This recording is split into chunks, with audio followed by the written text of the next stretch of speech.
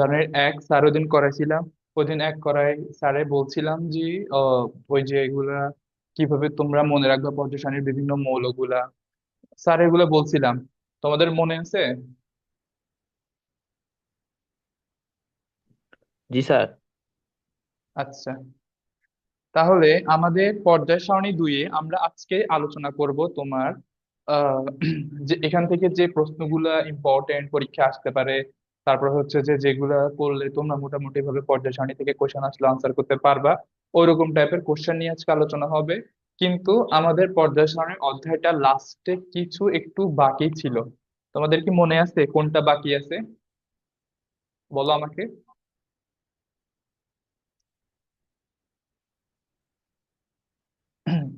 স্যারে প্রথমে একটা জিনিস পড়াইছিলাম যেটা খ বিভাগের কোশ্চেনের জন্য ইম্পর্টেন্ট। সেটা হচ্ছে যে স্যারে আবার রিপিট করি, স্যারে বলছিলাম যে পর্যায় সারণীর সীমাবদ্ধতা তিনটা, মনে আছে তোমাদের?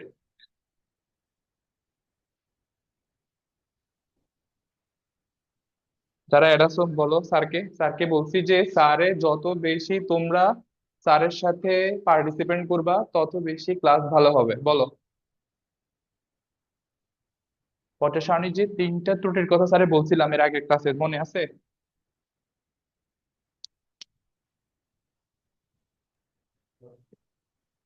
পুরনো না স্যার। স্টুডেন্টরা কোথায়? সিএম কোথায়? তারপরে হচ্ছে শামীম, তাবা, আনিকা, তোমরা কই? জি স্যার।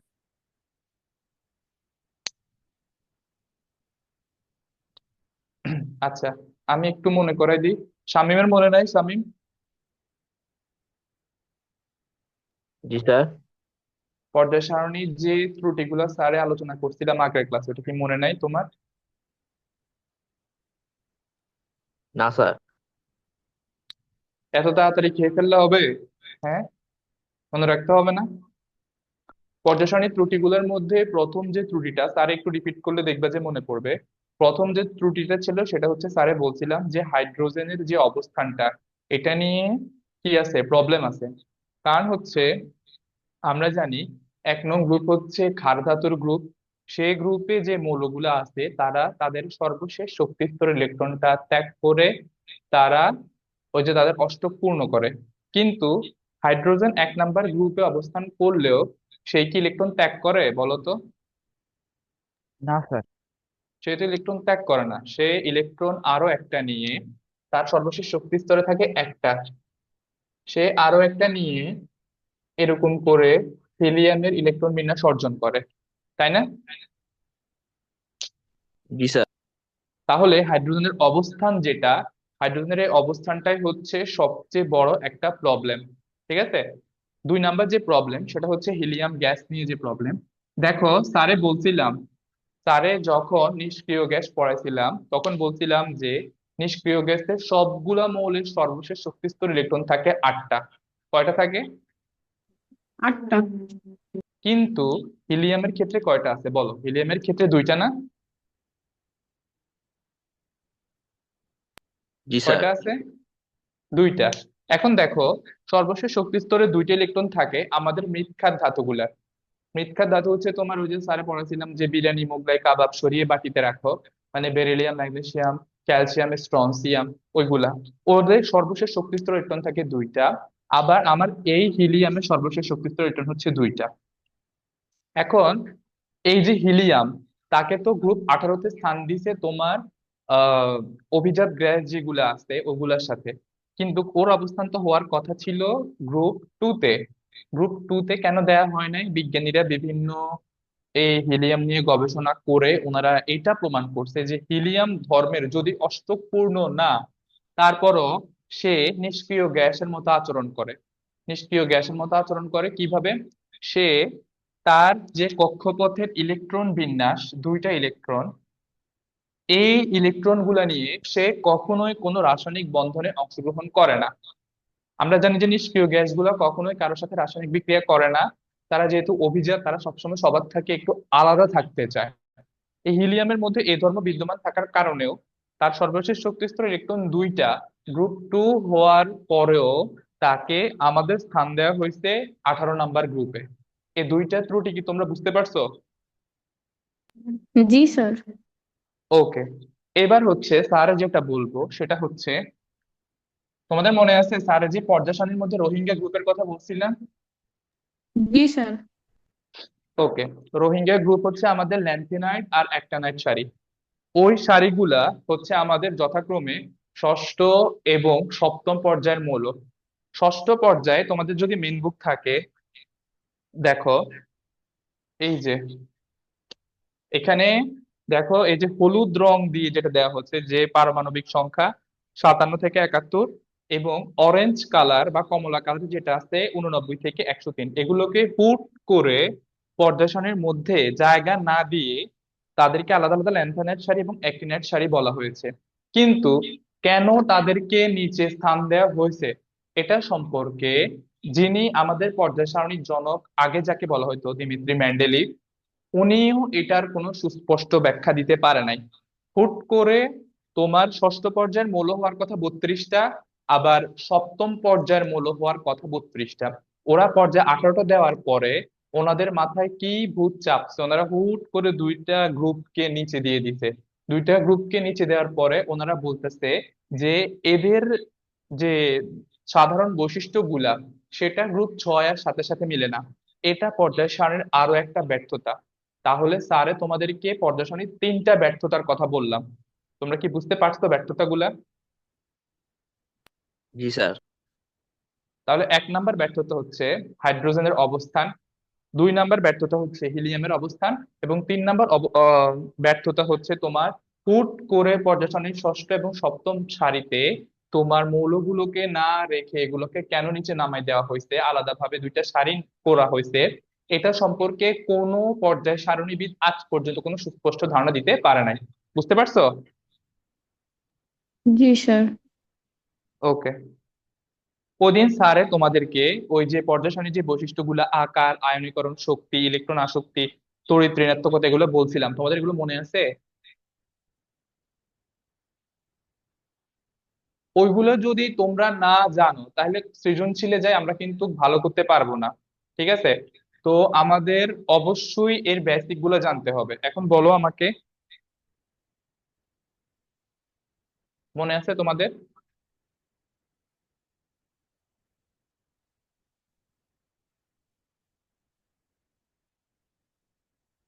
আচ্ছা, তোমরা কথা বলতেছো না, মাঝে মাঝে কথা বলবো স্যার যখন বলবো, ঠিক আছে? স্যার তো একটু বলি।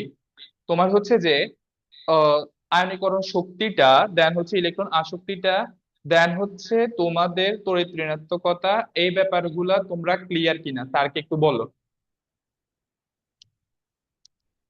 এগুলো ক্লিয়ার?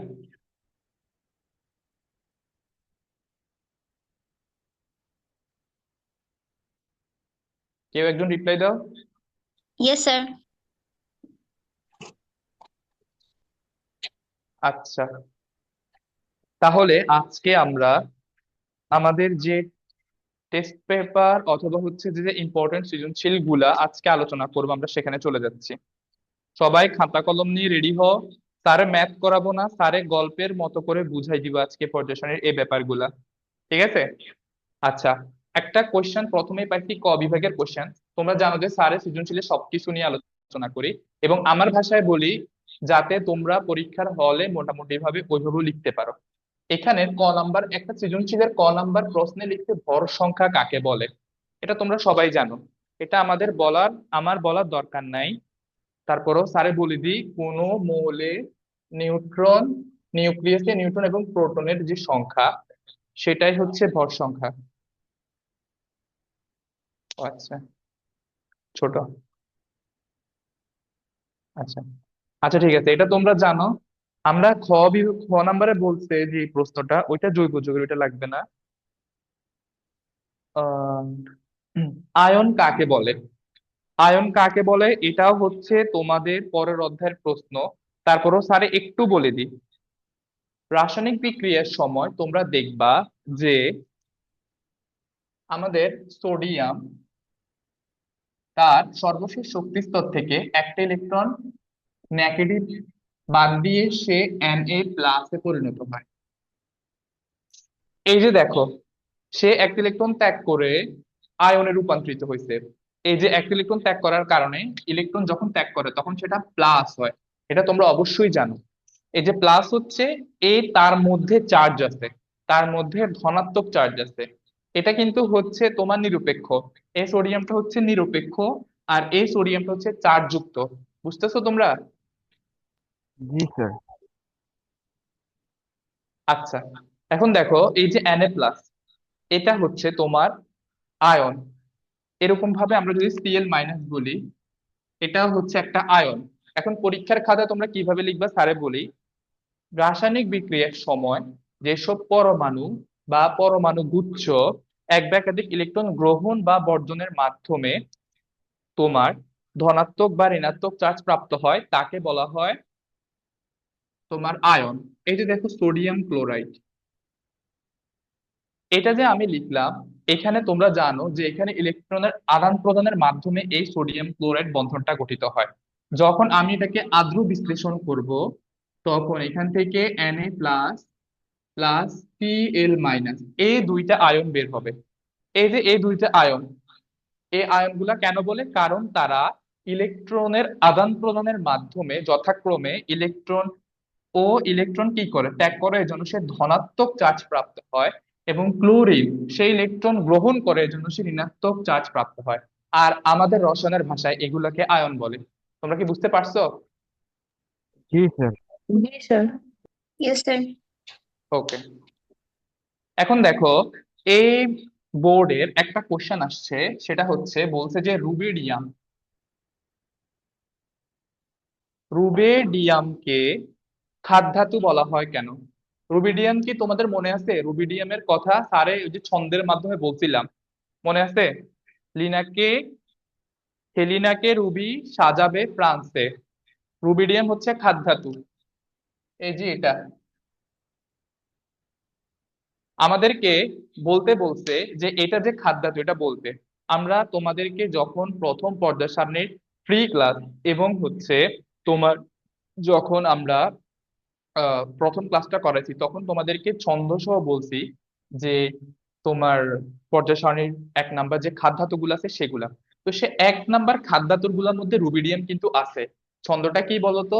হে লি না কে রুবি। এই যে রুবি দেখছো 1 নাম্বার গ্রুপে যে পড়ছে। এখন একটা বোর্ডে হুট করে কোশ্চেন করছে যে এই রুবিডিয়ামটা হচ্ছে তোমার খাদ ধাতু, এটা প্রমাণ করতে। আমরা কিভাবে প্রমাণ করব? আমরা জানি, তোমাদেরকে প্রথমে বিক্রিয়াটা দেখাছিলাম যে 1 নাম্বার গ্রুপে যে মৌলগুলা আছে, মানে হচ্ছে যারা তোমার খাদ ধাতু, তারা পানির সাথে বিক্রিয়া করলে কি উৎপন্ন করে? ক্ষার উৎপন্ন করে। কিভাবে দেখো, এই যে এটা হচ্ছে রুবিডিয়াম প্লাস পানি। তোমাদেরকে একটা কথা বলে দিই, এখানে যদি আমি তীর চিহ্ন দিই তাহলে আমাকে সমতাকরণ করতে হবে। আর যদি আমি সমান দিই, সরি, আমি যদি তীর দিই তাহলে আমার সমান্তরাল না করলেও হবে। কিন্তু আমি যদি সমান বা হচ্ছে এই চিহ্নটা দিই, তাহলে অবশ্যই আমাকে উভয় পাশ সমান করে নিতে হবে। বুঝতে পারছো? জি জি স্যার। স্যার।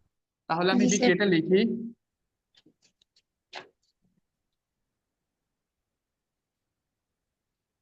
দেখো, রুবিডিয়াম OH প্লাস H2, আমার এই যে এই রুবিডিয়াম পানির সাথে বিক্রিয়া করে একটা ক্ষার বানাইছে, রুবিডিয়াম হাইড্রোক্সাইড। তারে প্রথমেই বলছি যে 1 নাম্বার গ্রুপের যে মৌলগুলা সেগুলো পানির সাথে বিক্রিয়া করে সব সময় ক্ষার উৎপন্ন করে। এই জন্য এগুলোর নাম খাদ ধাতু। এই জন্য এগুলোর নাম খাদ ধাতু। এবং এই যে দেখো এই বিক্রিয়ার মধ্যে এই রুবিডিয়াম হাইড্রোক্সাইড উৎপন্ন হয়েছে। যেহেতু রুবিডিয়াম পানির সাথে বিক্রিয়া করে ক্ষার উৎপন্ন করে, এই জন্য রুবিডিয়াম হচ্ছে একটি ক্ষার। বুঝতে পারছো? পারবা? Yes, sir. স্যার। ওকে, এবার দেখো এই বিক্রিয়াটাকে সমতা করে দিব স্যারে। হুম। জি স্যার, দিলে একটু ভালো হয়। আচ্ছা, দেখো আমাদের রুবিডিয়াম এখানে একটা, এখানে একটা, ঠিক আছে। বাট হাইড্রোজেন এখানে দুইটা, ওইখানে একটা, তিনটা হয়ে গেছে। তাহলে আমরা যদি এখানে 2 দিই, 2 2, এখানে 2 দিয়ে দিই, অক্সিজেন আবার দুইটা হয়ে গেছে। অক্সিজেন দুইটা, রুবিডিয়াম দুইটা হয়ে গেছে, দুইটা রুবিডিয়াম। বুঝতে পারছো? জি স্যার। ওকে, এখানে হাইড্রোজেন তো এটা তাহলে 4টা তাই হয়। তোমরা লিখে ফেলো বিক্রিয়াটা।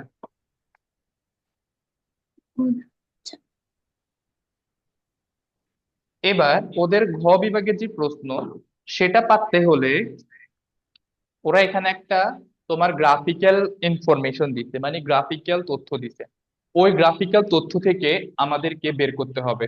ঠিক আছে, ওকে। এবার দেখো ওরা যে গ্রাফটা দিছে ওইটা স্যার একটু আঁকি।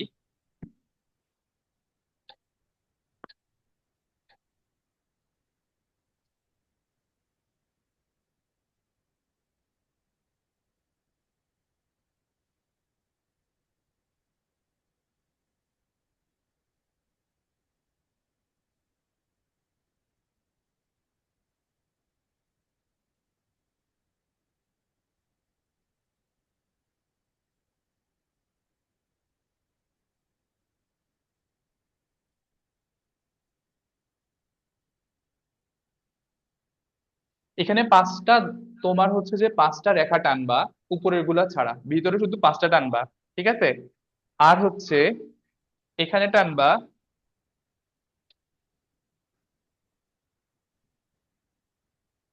চারটা।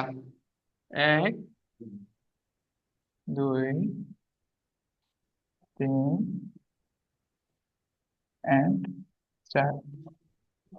ঠিক আছে, এবার হচ্ছে তোমরা যেটা করবা, এখানে দিবে 5, 6, 7, 8।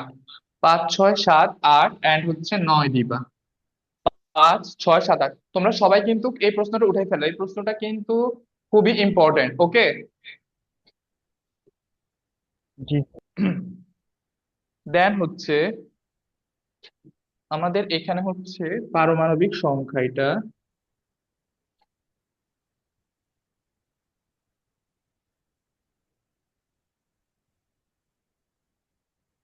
এটা হচ্ছে আমাদের পারমাণবিক সংখ্যা। আর এখানে দিব আমরা আয়নীকরণ শক্তি। তোমার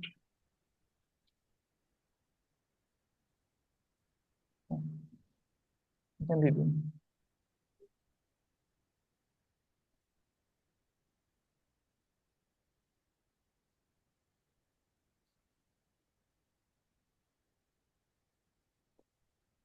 তার একটু উল্টা লিখলাম তো লেখাটা, আয়নীকরণ শক্তি একটু বুঝে নিও, হ্যাঁ।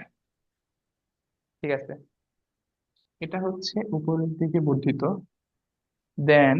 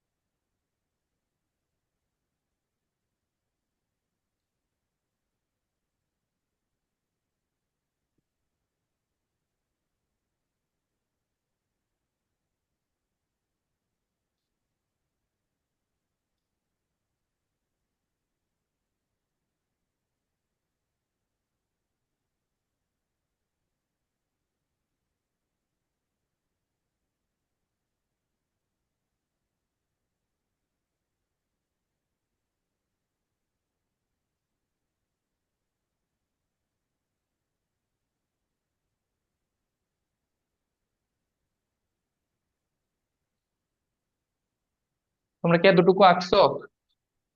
বলো স্যারকে। জি স্যার। ওকে, এবার জাস্ট এখানে ইউ দাও, এখানে ভি,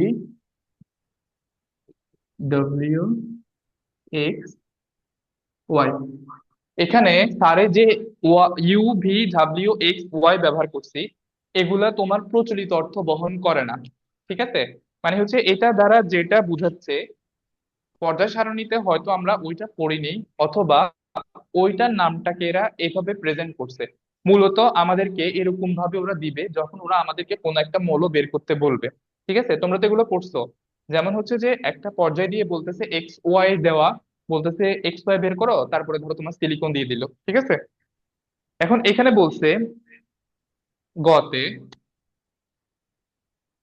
ইলেকট্রন বিন্যাসের মাধ্যমে তোমার ওয়াই যৌগটির গ্রুপ এবং পর্যায় নির্ণয় করো। ইলেকট্রন বিন্যাসের মাধ্যমে ওয়াই মৌলটির গ্রুপ এবং পর্যায় নির্ণয় করো।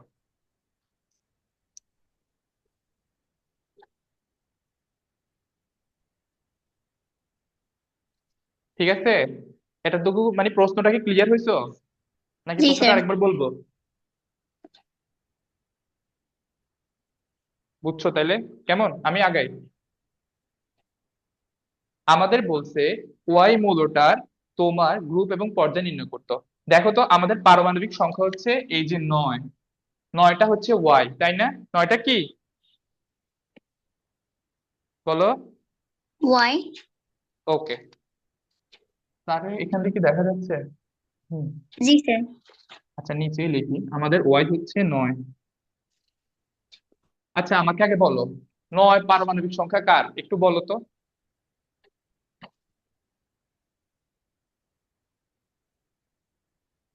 ক্লোরিন।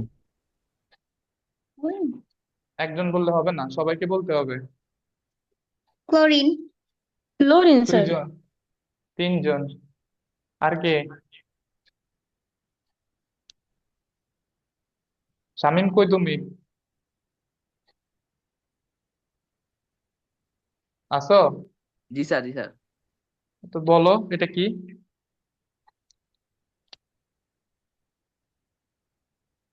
9 কার?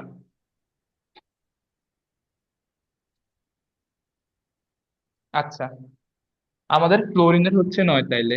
কেমন, আমাকে বলছে এর ইলেকট্রন এবং হচ্ছে গ্রুপ এবং পর্যায় নির্ণয় করতে। তাহলে ক্লোরিনেরটা তোমরা করো, স্যারে দেখাইছিলাম 1:2, 2:2, 2p কত হবে বলো, 2p কত হবে? 2p6। এটা 6। দিব, 2p6 কিভাবে হবে? Sorry sir. দুই, 5। 9 না, এখানে 5 জি। হবে। 2 এ 2 এ 4 যোগ জি জি। 5 মানে হচ্ছে 9। ঠিক আছে, এখন এটা হচ্ছে আমাদের যেহেতু সর্বশেষ 2 তোমার 2p তে গেছে, তার মানে তার পর্যায় হচ্ছে 2। তার পর্যায় কত? 2। 2। ওকে, এটা নিচে দিয়ে লিখে দিবা, স্যার লিখে দিচ্ছি, পর্যায় হচ্ছে। আর স্যারে বলছিলাম তোমার গ্রুপ নির্ণয় করার ক্ষেত্রে যদি ইলেকট্রন পি মানে পি অরবিটালে প্রবেশ করে, হ্যাঁ, তাহলে কি করতে হবে? তার আগের যে এস অরবিটাল আছে সেটা যোগ করে তার সাথে 10 যোগ করতে হবে। ঠিক আছে, তার মানে দেখো আমাদের 2p র আগেরটাও 2s, এটা যদি 3p হইতো তাহলে আমি 3s সহ যোগ করতাম। ঠিক আছে, তাহলে যোগ করো, 5 যোগ 2 যোগ 10 মানে হচ্ছে 7 যোগ 10 ইকুয়াল 17। তার মানে সে 17 নম্বর গ্রুপের মৌল। বুঝতে পারছো?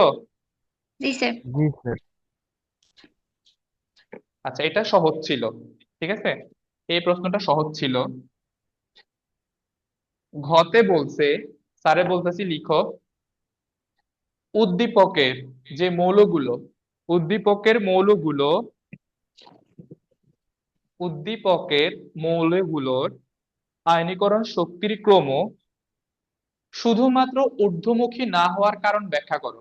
দেখো খেয়াল করো, এই যে এখান দিয়ে ঊর্ধ্বমুখী ছিল, বাট এখান দিয়ে আবার একটু নিম্ন হয়ে গেছে, এই যে একটু নিচে নেমে গেছে, খেয়াল করছো? জি স্যার। জি। জি স্যার। আবার এখানে একটু উপরে উঠছে। এই যে ক্রমবর্ধমানের ক্ষেত্রে হুট করে একবার নিচে নেমে গেল, এটা কেন হইলো এটা আমাদেরকে জানতে চাইছে। আমি কোশ্চেনটা আবার বলি, লিখো উদ্দীপকের মৌলগুলোর আয়নীকরণ শক্তির মান, আয়নীকরণ শক্তির ক্রম ঊর্ধ্বমুখী না হওয়ার কারণ বিশ্লেষণ করো।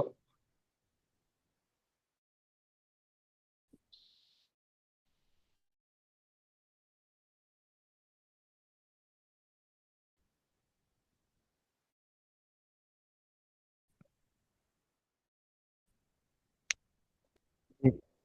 লিখছো? ওকে, আচ্ছা এবার খেয়াল করো।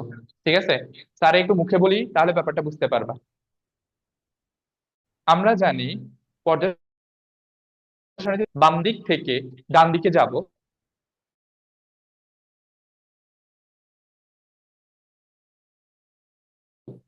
ততই আমার আয়নীকরণ শক্তির মান বৃদ্ধি পেতে থাকবে।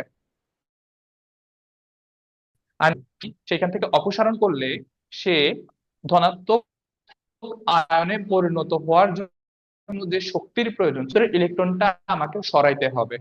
ঠিক আছে, এখন দেখো আমরা যত, স্যার এটা বলছিলাম আমার আগের ক্লাসে, আমরা যত পর্যায়সারণীর বাম দিক থেকে ডান দিকে যাব, তত কি হবে, বাম দিক থেকে ডান দিকে যত যাব তত আমাদের ইলেকট্রন একটা একটা করে বাড়বে, ইলেকট্রন একটা করে, না? ওকে, এখন ইলেকট্রন যদি বাড়ে তাহলে দেখবা যে, ধরো ওটা ওটা জায়গা হবে না, তার একটু তোমাদেরকে বুঝে দিতে হবে। দেখো যে সোডিয়াম, সোডিয়ামের সর্বশেষ শক্তি স্তরে কয়টা আছে বলো তো? একটা না? জি জি স্যার। স্যার। বলো, সোডিয়ামের প্রায় বলো, তারপরে কে, তারপরে অ্যালুমিনিয়াম, সিলিকন, সিলিকন, তারপরে ফসফরাস,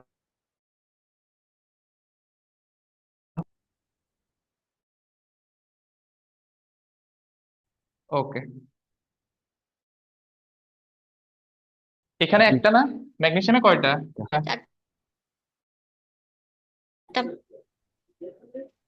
এখানে হচ্ছে 5টা। পাঁচটা। ওকে, এখন দেখো মজার ব্যাপার, আমি এখান থেকে ইলেকট্রনটা সরাইতে আমাকে যতটা না কষ্ট করতে হবে, এটাতে আরেকটু কষ্ট বেশি হবে। কারণ দেখো, এই ইলেকট্রনটা যখন আমি সরাইতে যাব, তখন আমার, ধরো সোডিয়ামের ক্ষেত্রে তোমার নিউট্রন প্রোটনের সংখ্যা হচ্ছে কত? 11টা, 11টা প্রোটন, ঠিক আছে? 11টা প্রোটন 11টা ইলেকট্রনকে যেভাবে টানবে, আর 12টা প্রোটন 12টা ইলেকট্রনকে যেভাবে টানবে, তোমরা জেনে রাখবা যে রসায়নের ভাষায় যার ইলেকট্রন বেশি, মানে হচ্ছে প্রোটন এবং ইলেকট্রন সবগুলোতে তো সমান থাকে, বাট পারমাণবিক সংখ্যা যার বেশি, তার ইলেকট্রন শেষটা যদি আমি নিতে যাই, প্রোটন তখন যথেষ্ট পরিমাণে ফোর্স প্রয়োগ করে। কারণ হচ্ছে তোমার এই ইলেকট্রনটা যখন আমি সরাবো তখন তার প্রোটন সংখ্যা কিন্তু বেড়ে যাবে, ম্যাগনেসিয়ামের প্রোটন সংখ্যা বেড়ে যাবে না? ইলেকট্রন এখন তখন হয়ে যাবে 11টা, কিন্তু প্রোটন কিন্তু 12টা 12টায় থাকবে। আমরা ইলেকট্রনের আদান প্রদান করতে পারি, প্রোটনের আদান প্রদান কিন্তু করতে পারি না, ঠিক আছে?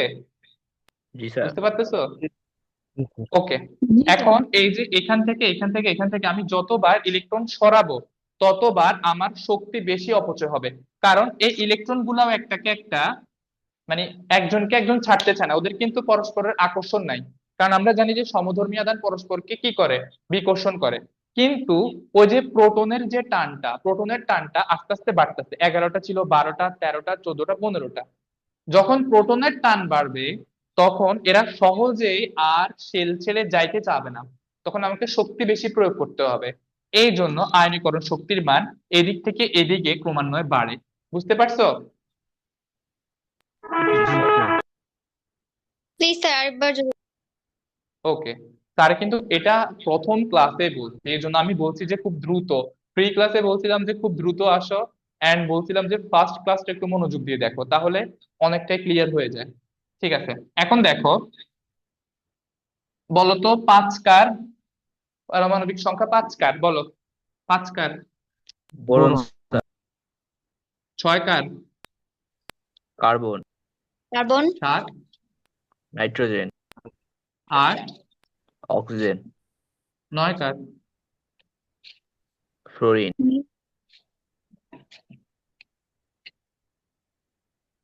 এবার দেখো, দেখো আমাদের পর্যায় সারণী, যখন আমরা আণবিক শক্তি বের করি এই যে চিত্র অনুযায়ী, আমাদের প্রথমে আণবিক শক্তির মান বাড়তেছে, মানে আমরা ক্রমান্বয়ে বাম দিক থেকে ডান দিকে যাচ্ছি। বুঝছো?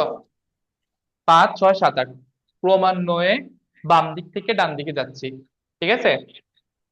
এখন জি কথা হচ্ছে, হুট করে আমার নাইট্রোজেনেরটা থেকে অক্সিজেন কমে গেল কেন? নাইট্রোজেনের থেকে অক্সিজেনেরটা কমে গেল কেন? এটা হচ্ছে আমাদের একটা তথ্য, বা একটা এখানে একটা হিজিবিজি লাগতেছে। তোমাদেরকে সব সময় আগে একটা কথা স্যারে বলে রাখি, সেটা হচ্ছে, তোমরা কি পূর্ণ এবং অর্ধপূর্ণ শক্তি স্তরের শক্তি সম্পর্কে ধারণা আছে? একটু বলো তো স্যারকে। শেষ শক্তি স্তরে যদি পূর্ণ বা অর্ধপূর্ণ থাকে তাহলে স্থির চাপ বেশি থাকে স্যার। হ্যাঁ, এটা এক শামিমে জানো, বাকিরা কি জানো?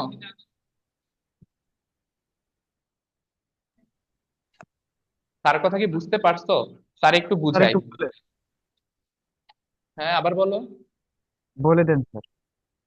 আচ্ছা, স্যারে বলছি যে যে কোনো পরমাণুর শক্তি স্তরে সর্বশেষ যে শক্তি স্তর, সেখানে ইলেকট্রন সবসময় পূর্ণ বা অর্ধপূর্ণ হইতে চায়। কিভাবে দেখো, ধরো কোনো মৌলের সর্বশেষ শক্তি স্তর ইলেকট্রন পি শক্তি স্তরে গেছে।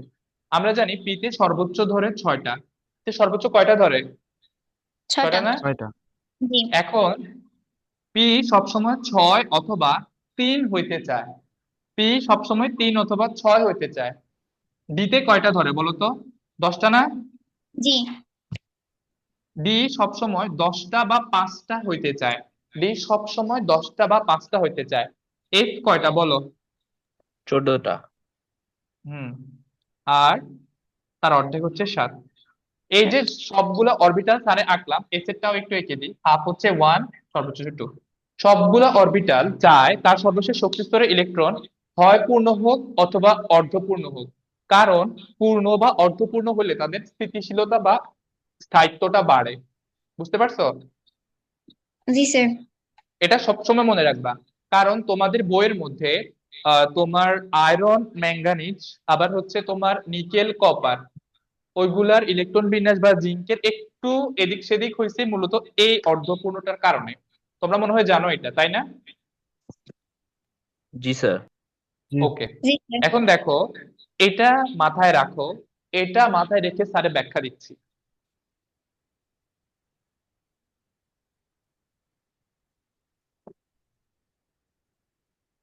নাইট্রোজেনের ইলেকট্রন বিন্যাসটা একজন স্যারকে বলো। কে বলবা?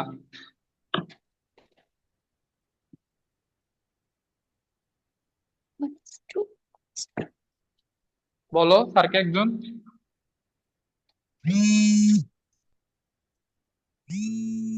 কার কল আসতেছে?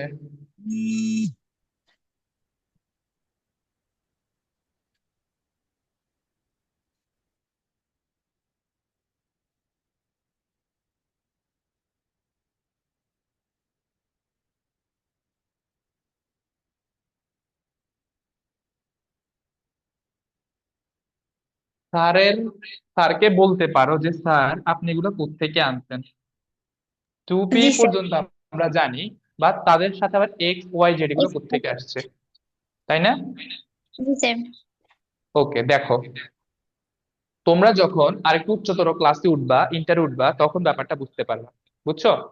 এখানে হচ্ছে যখন আমরা পি অরবিটালকে ভাঙবো, তার মধ্যে এরকম 3টা ঘর পাবো।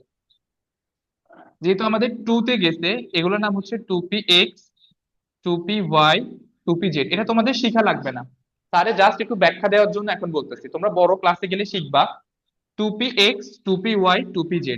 এই যে খালি ঘরগুলো দেখতেছো, এখানে সর্বোচ্চ 2টা করে ইলেকট্রন জায়গা পায়। কিভাবে দেখো, 2px এ যদি 2টা হয়, এই যে 2টা, এখানে 2টা, এই 2টা, এখানে 2টা, এই 2টা, 2 2 2, আমাদের 6টা হয়েছে না? পিতে 6টা ধরে না? জি।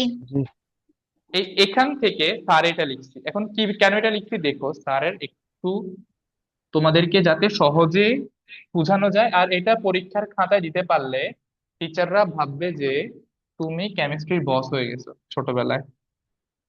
আচ্ছা দেখো, আমাদের এখানে 2 আর 2, ঠিক আছে, কত হয়েছে? 4। আরো কয়টা আছে বলো তো, বলো। 3টা। 3টা। এখন দেখো, যখন 3টা থাকবে তখন 3টা এই 3টার মধ্যে আগে যাবে। এখানে আগে 2টা হবে ব্যাপারটা এরকম না। 3টা প্রথমে 3টাতেই যাবে। তোমরা বুঝতেছো ব্যাপারগুলা? জি স্যার। ওকে, এবার দেখো অক্সিজেন 8 এখানে আমাদের 2টা অলরেডি হয়ে গেছে, ঠিক আছে। একটা, একটা, একটা, প্রথমে একটা একটা করে আসে, কিন্তু আমাদের অক্সিজেনের আরো একটা বাকি রয়ে গেছে না?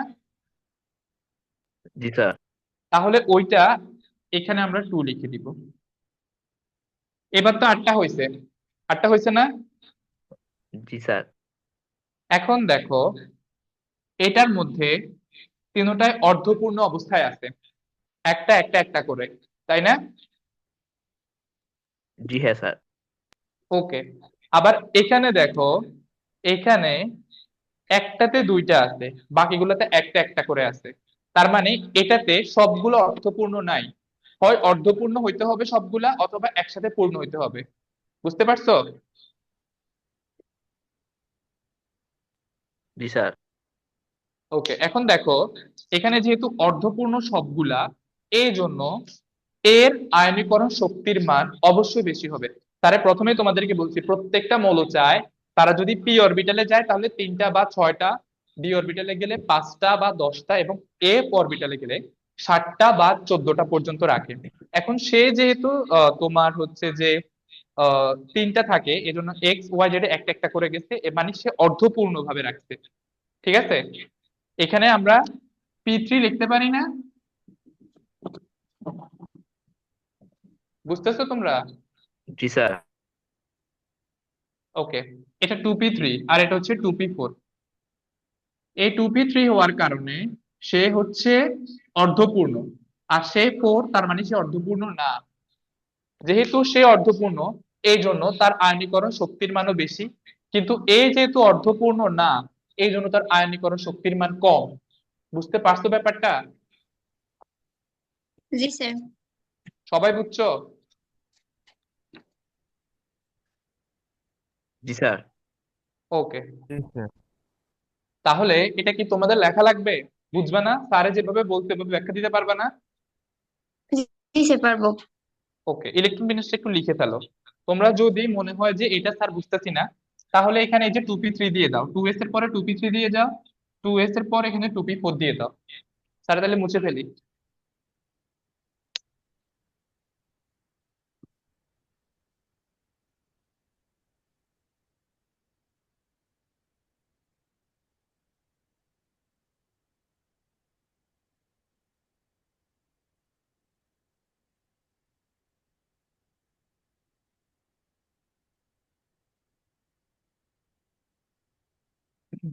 আচ্ছা, এবার আমরা 2 নাম্বার প্রশ্নটা একটু করি, এটাও ইম্পর্টেন্ট আছে।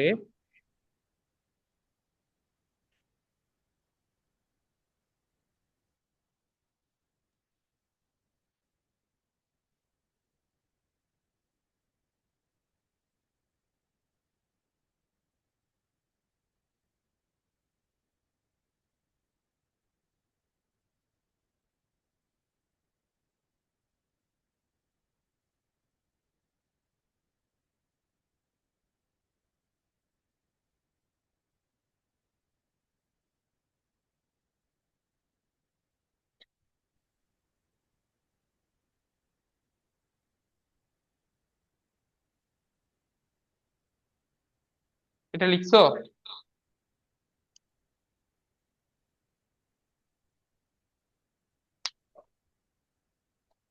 আচ্ছা, এটার ক নাম্বার প্রশ্নে বলছে ধাতু কাকে বলে। তারে সহজ ভাষায় বলি, যে সকল মৌল, যে সকল মৌল, যে সকল মৌলের বা পরমাণু ইলেকট্রন গুলো খুব সহজে ত্যাগ করতে পারে, তাকে ধাতু বলে। অথবা যে সকল মৌল ইলেকট্রন ত্যাগ করে, ইলেকট্রন ত্যাগ করে ধনাত্মক আয়নে পরিণত হয়, তাকে ধাতু বলে। তারা আরেকবার বলি, যে সকল মৌল ইলেকট্রন ত্যাগ করে ধনাত্মক আয়নে পরিণত হয়, তাকে ধাতু বলে। বুঝতে পারছো? জি স্যার। ওকে, খতে বলছে ক্লোরিন একটি হ্যালোজেন যৌগ, ব্যাখ্যা করো। খতে বলছে ক্লোরিন একটি হ্যালোজেন যৌগ, ব্যাখ্যা করো। হ্যালোজেন কেন বলা হয় তোমরা জানো? 17 নাম্বার গ্রুপকে হ্যালোজেন কেন বলা হয় বলতে পারবা? না স্যার। ওকে, 17 নাম্বার গ্রুপকে স্যারে বলছিলাম যে ক্ষার ধাতুকে কেন ক্ষার বলা হয়, মৃৎক্ষার ধাতুকে কেন মৃৎক্ষার ধাতু বলা হয়, 14 নাম্বার গ্রুপের গুলোকে কেন চালকোজেন বলা হয়। হ্যালোজেন বলা হয় এই জন্য যে এই মৌলগুলা থেকে লবণ উৎপন্ন হয়। কি উৎপন্ন হয়? লবণ। হ্যালোজেন মানেই হচ্ছে লবণ উৎপাদনকারী। হ্যালোজেন মানেই হচ্ছে লবণ উৎপাদনকারী। তোমরা কি স্যারের প্রশ্নটা লিখতেছো, স্যার যে বলছিলাম? জি স্যার। ওকে, পুরোটা যদি লিখতে যাই তাহলে অনেক সময় নষ্ট হয়ে যাবে। স্যার যে বলতেছি ক্লাসের শেষে এটা তোমরা নিজেদের মতো করে নোট করবা, বাট স্যারে যে ইনফরমেশন গুলো লিখে দিচ্ছে ওইগুলো লিখে রাখবা। দেন নেক্সট যখন ক্লাস হবে তখন তোমরা যদি কোনো প্রশ্ন ভুলে যাও বা হচ্ছে যে তোমার মনে হয় যে স্যার আমি পারতেছি না, আমাকে তখন ওটা দেখাবা, তখন আমরা ক্লাসের শুরুতে ওটা সলভ করে দিব, ঠিক আছে? Okay sir. আচ্ছা, আমরা বলছি যে ফ্লোরিন, ফ্লোরিন হচ্ছে লবণ উৎপাদনকারী। লবণ উৎপাদনকারী হওয়ার কারণে তোমার হচ্ছে ফ্লোরিনটা হ্যালোজেন ভুক্ত মৌল, বাট এটুকু বললে তো হবে না, আমাদেরকে একটু ব্যাখ্যা করতে হবে। বলবা যে হ্যালোজেন মানে লবণ উৎপাদনকারী, তারপর হচ্ছে এর মূল উৎস হচ্ছে সামুদ্রিক লবণ। আমরা জানি লবণ কিভাবে উৎপন্ন করা হয়, ওই যে তোমার সাগরের পাড়ে একটা বাঁধের মতো করে তৈরি করে ওইখানে সমুদ্রের প্রাণীগুলা আটকায় শুকানো হয়, বুঝছো? আর খেয়াল করবা আমরা যতগুলা লবণকে চিনি, sodium chloride, sodium fluoride, sodium iodide অথবা পটাশিয়াম আয়োডাইড, এই সবগুলা লবণের মধ্যে অবশ্যই হ্যালোজেন থাকবে। হ্যালোজেন যদি না থাকে তাহলে তার লবণ হবেই না। আর হ্যালোজেন মানে হচ্ছে লবণ উৎপাদনকারী, ঠিক আছে? জি স্যার। জি স্যার। ওকে, এবার ঘ বিভাগের প্রশ্নে প্রশ্নটা বলি, তোমরা লিখো। ঘতে বলছে ইলেকট্রন বিন্যাস উল্লেখপূর্বক, ইলেকট্রন বিন্যাস উল্লেখপূর্বক পর্যায় সারণীতে, ইলেকট্রন বিন্যাস উল্লেখপূর্বক পর্যায় সারণীতে ওয়াই মৌলের অবস্থান নির্ণয় করো। ওয়াই মৌলের অবস্থান নির্ণয় করো মানে হচ্ছে তার গ্রুপ আর পর্যায় বের করো। স্যারে কিন্তু দেখাই দিছিলাম, দেখি কার আগে কে করে আমাকে বলতে পারো, করতে হবে কিন্তু, করে আমাকে বলতে হবে, করে ফেলো। এটার গ্রুপ আর পর্যায় স্যার বের করো তো কোশ্চেনটা ওয়াই। একবার বলেন।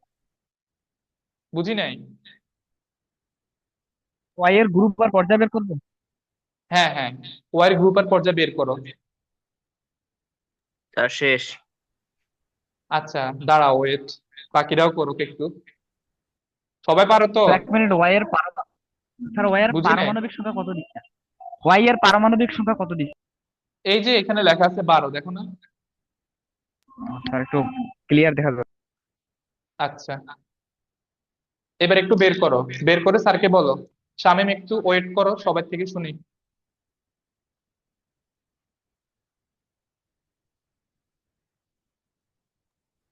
স্যার করছি।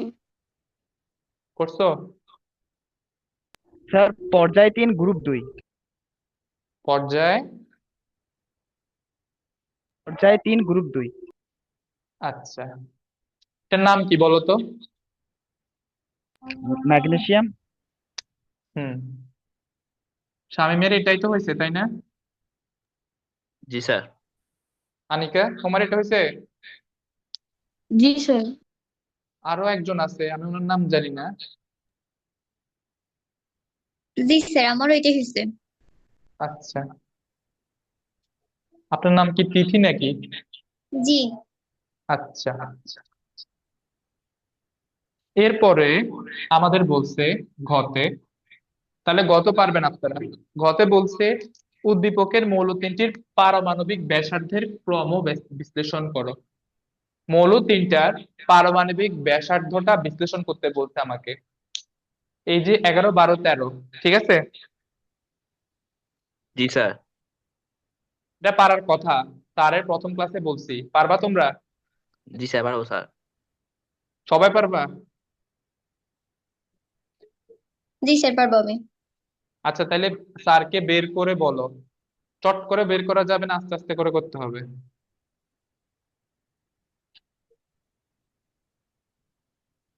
প্রথমে মাস্ট বি ইলেকট্রন বিন্যাস করতে হবে, প্রথমে মাস্ট বি ইলেকট্রন বিন্যাস করতে হবে, মৌলগুলার যে নাম অরিজিনাল ওই নামটা বসাইতে হবে, তারপরে করবা। দরকার হলে তোমরা ওই যেটাকে কি বলে, স্যারকে কমেন্ট বক্সে ছবি উঠে পাঠাবা, স্যার দেখবো। স্যার সময় লাগবে স্যার ছবি উঠাইতে। ছবি উঠাতে সময় লাগবে? তো খাতার মধ্যে যদি তোমরা চোরামি করো আমি কিভাবে ধরবো? হুম?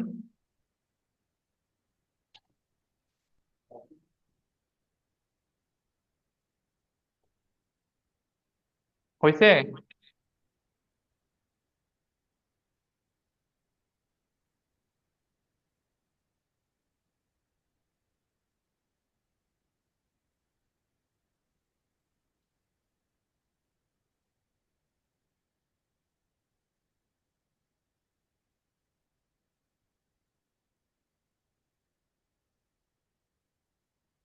হয়েছে তোমাদের?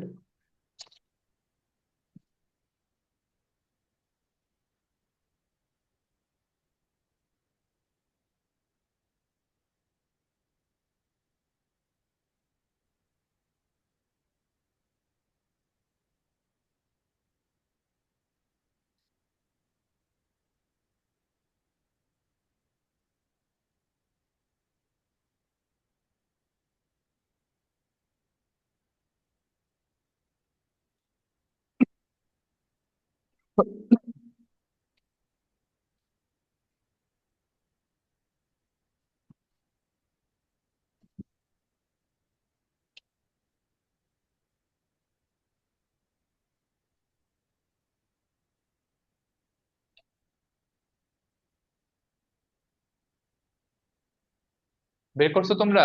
পারছো? হ্যাঁ, তিনটে স্যার, সময় লাগবে স্যার। এত সময় লাগলে কেমনে হবে? টেস্ট পরীক্ষা তাহলে দেওয়া অ্যান্সার বলে স্টুডেন্ট দিব, সবগুলা। তাহলে অ্যান্সার বলে দিব। আচ্ছা করো, সুন্দর করে করে বলো স্যারকে।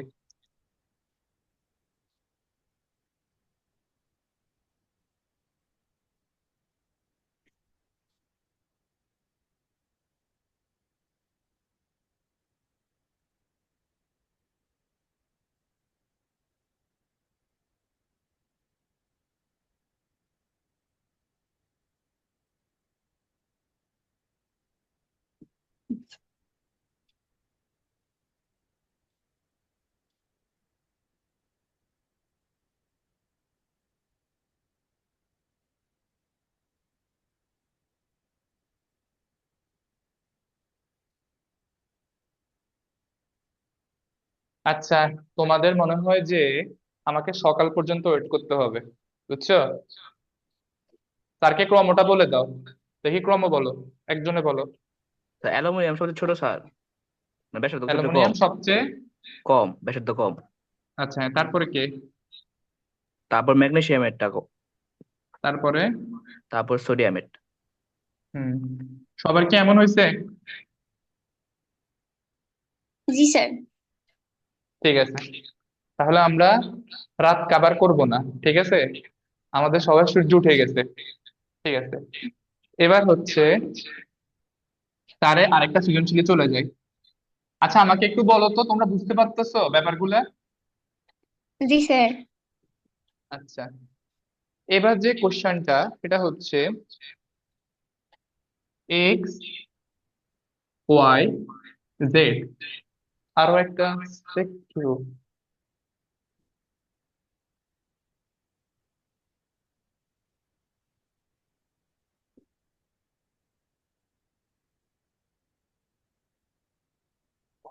পনেরো। ওকে, এই প্রশ্নটার মধ্যে কতে যে প্রশ্ন, ওটা হচ্ছে মুদ্রা ধাতু কাকে বলে, মনে আছে সবার? জি স্যার। গ্রুপ 11-এর যে মৌলগুলো আছে সেগুলোই হচ্ছে মুদ্রা ধাতু, ঠিক আছে? জি স্যার। গ্রুপ 11-এ কে কে আছে বলো, মনে আছে? জি স্যার। কপার, সিলভার, গোল্ড, আর কি যেন কিছু, আর একটা যেন কি। হ্যাঁ হ্যাঁ, এই তিনটাই, পাওয়ার কপার জন্য। সিলভার গোল্ড, তিনটাই। ঠিক আছে, সিলভারকে কিভাবে লেখে বলো তো স্যারকে? AG sir. আর স্বর্ণকে কিভাবে লেখে? এ ইউ। হুম, সবাই AU। জানো এটা? জি স্যার। 11 নম্বর গ্রুপে এই তিনটা মৌলকেই বলা হয় মুদ্রা ধাতু। কারণ আমরা জানতাম আমাদের এই যে এখনকার যে বাংলাদেশ, এটা যখন তোমার জমিদার প্রথা ছিল, জমিদারি প্রথা বা হচ্ছে যখন মধ্যযুগে আমরা জানি যে আমাদের এখানে মুসলিমরা শাসন করছে। তো মুসলিমরা যখন শাসন করতে, তখন তাদের সব সময় তারা কাগজি নোট ব্যবহার করতো না। তারা এইসব ধাতু থেকে মুদ্রা ব্যবহার, মানে মুদ্রা বানাই, ওই মুদ্রা ব্যবহার করতো। ঠিক আছে, ওকে। এবার খতে বলছে তোমার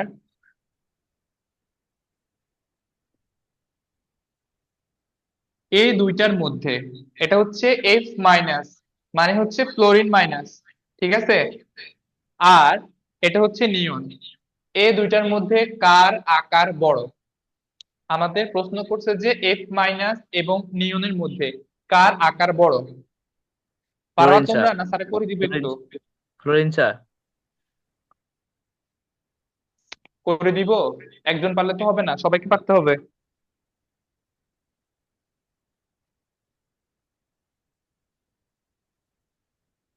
পারবা সবাই, না স্যারে করে দিব? স্যার করে দেন, পাবো না। কর- স্যার করাই বলবেন? আচ্ছা ঠিক আছে। আমাকে শামীম মনে হয় বলছিলা কোনটার আকার বড় হবে। Fluorine minus. কেন এটা বড় হবে বলো একটু তুমি। তো এখানে লাস্ট শক্তি স্তরে ইলেকট্রন সংখ্যা নিউনের থেকে কম, যার ফলে এর আকর্ষণ ক্ষমতা কম, যার ফলে এর ব্যাসার্ধ বেশি হবে। মাইনাস মানে কম, এই শিখেছি আমি। মাইনাস মানে ইলেকট্রন বেশি। ও ও স্যার, উল্টো উল্টো হয়েছে, সরি, তাই সমান হবে। এই জন্য বলছি যে চিন্তা ভাবনা করে আনসার দিতে হবে। ঠিক আছে, আমি তাহলে সবার জন্য বলে দিচ্ছি। এর আকার বড় হবে, এর আকার বড় হবে, তোমার কথা ঠিক আছে, কিন্তু কেন বড় হবে দেখো। ক্লোরিনের পারমাণবিক সংখ্যা কত বলো স্যারকে? 9 স্যার, 9। হুম, মাইনাস মানে তার মধ্যে কয়টা, 10টা না? জি স্যার। এখন দেখো, তার প্রোটন সংখ্যা 9 হওয়ার মানে হচ্ছে তার কেন্দ্রে, তার কেন্দ্রে 9টা প্রোটন আছে, ঠিক আছে, কিন্তু তার ইলেকট্রন হয়ে গেছে 10টা।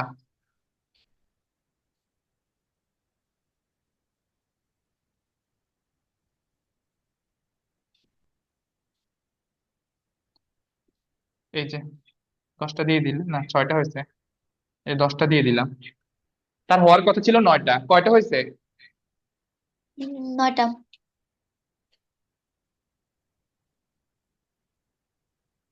খেয়াল করো, আমাদের নিউনেরও কিন্তু 10টা। নিউনের ইলেকট্রন কয়টা? 10টা। নিউনেরও 10টা, এফ মাইনাস যে তারও 10টা। কিন্তু কিন্তু নিয়নের প্রোটন সংখ্যা 10, কিন্তু এর প্রোটন হচ্ছে 9। পার্থক্য কোথায় বুঝতে পারতেছো? জি স্যার। এবার দেখো, এর 10টা প্রোটন 10টা ইলেকট্রনকে আকর্ষণ যখন করবে, তখন একটু তো আর খালি থাকবে না, পরমাণুগুলো প্রত্যেকটা ইলেকট্রন আর প্রত্যেকটা তোমার হচ্ছে প্রোটন পরস্পরকে আকর্ষণ করার কারণে তার আকারটা ছোট হবে না? জি স্যার। জি কিন্তু আমাদের ফ্লোরিনের ক্ষেত্রে দেখো, তার প্রোটন হচ্ছে 9টা, কিন্তু ইলেকট্রন হচ্ছে 10টা। তার মানে তার একটা ইলেকট্রন কোনো আকর্ষণ পাবে না, কারণ তার জন্য প্রোটন নাই। এই জন্য এই ইলেকট্রনটার কারণে তার আকারটা একটু বিকৃতি হবে, একটু বিকৃতি হয়ে সে একটু এখান দিয়ে বড় হয়ে যাবে, যেহেতু তার সাথে আকর্ষণের কেউ নাই। এই 9টাকে 9 জনে আকর্ষণ করতেছে অলরেডি, এই 60টাকে, কিন্তু একটা খালি থাকার কারণে তার আকারটা বেড়ে যাবে, কারণ এখান দিয়ে যেহেতু আকর্ষণ করতেছে না, এখান দিয়ে একটু আকারের বিকৃত হয়ে আকারটা বেড়ে যাবে। কিন্তু নিউনের ক্ষেত্রে দেখো, 10টাই প্রোটন আছে, 10টা ইলেকট্রন আছে, এই জন্য তার আকার একদম এক্স্যাক্টলি, কারণ হচ্ছে ওই 10টা ইলেকট্রন 10টা প্রোটনকে যখন কাছে টানে, তখন আকারটা তোমার হচ্ছে যে যতটা হবে, 9টা যার প্রোটন আছে তার 10টা ইলেকট্রনের মধ্যে যদি সে আকর্ষণ করতে চায়, একটা ইলেকট্রনের মধ্যে কোনো আকর্ষণ বল অনুভব হবে না। এই কারণে এটাতে হবে তোমার আকারটা বড়। বুঝতে পারছো? জি স্যার। জি স্যার। সবাই বুঝছো? শামীম বুঝছো? জি স্যার। সিয়াম জি স্যার। বুঝো নাই? বুঝছি স্যার, বুঝছি। ওকে। এবার এটার ঘ বিভাগের প্রশ্নটা স্যারে করাই দিই। না বুঝলে স্যারকে প্রশ্ন করবা, ঠিক আছে? অবশ্যই প্রশ্ন করবা। প্রশ্ন না করলে আমি তো বুঝবো না যে তোমরা কোনখান দিয়ে বুঝতেছো না। স্যারকে অবশ্যই বলবা। ঘ বিভাগের কোশ্চেনে বলছে উদ্দীপকের মৌলগুলোর মধ্যে, এই যে স্যারে 4টা মৌল লিখছি, এই 4টা মৌলের মধ্যে কার ধাতব ধর্ম সবচেয়ে বেশি? ব্যাখ্যা করো। তোমরা কি এটা পারবা? পারবা? পারবো স্যার। কি মেয়েরা পারবা না? স্যার করে দিব? জি স্যার। করে দিতে হবে না? আচ্ছা, আগে আমাকে বলেন এই এক্স ওয়াই জেড আর কিউ এই মৌলগুলা কি কি, এদের নাম বলেন তো। শামীম বলবেন না, কারণ আপনি অঙ্কটা করতেছেন, সরি অঙ্কটা না মানে সৃজনশীলটা করতেছেন। যারা বাকি আছে ওনারা বলেন আমাকে এক্স ওয়াই জেড দ্বারা কি কি বুঝাচ্ছে, দ্রুত। সোডিয়াম, সোডিয়াম, ম্যাগনেসিয়াম, 15 কে? নাইট্রোজেন, 15 ফসফরাস কে? 15 নাইট্রোজেন কিভাবে হয়? সরি ফসফরাস, সরি, ফসফরাস, হুম। আর কিউ কি? সালফার, হ্যাঁ। Sulphur, sulphur. সোডিয়ামের হচ্ছে 11, ম্যাগনেসিয়ামের হচ্ছে 12, ফসফরাসের 15, সালফারের হচ্ছে 16। এখন আমাকে বলছে এগুলোর মধ্যে কার ধাতব ধর্ম সবচেয়ে বেশি। আপনারা প্রথমেই এই 4টার ইলেকট্রন বিন্যাস করে ফেলেন। যারা আছেন সবাই প্রথমে এই 4টার ইলেকট্রন বিন্যাস করে ফেলেন। করে ফেলেন, বলেন যে স্যার ডান। করে বলেন যে স্যার ডান। তাড়াতাড়ি করেন।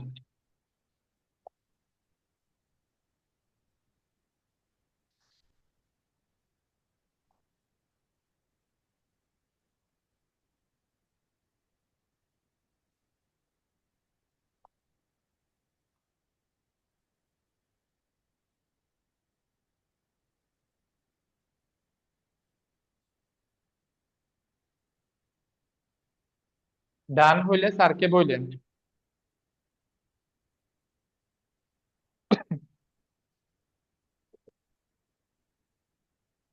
জি স্যার হয়ে গেছে।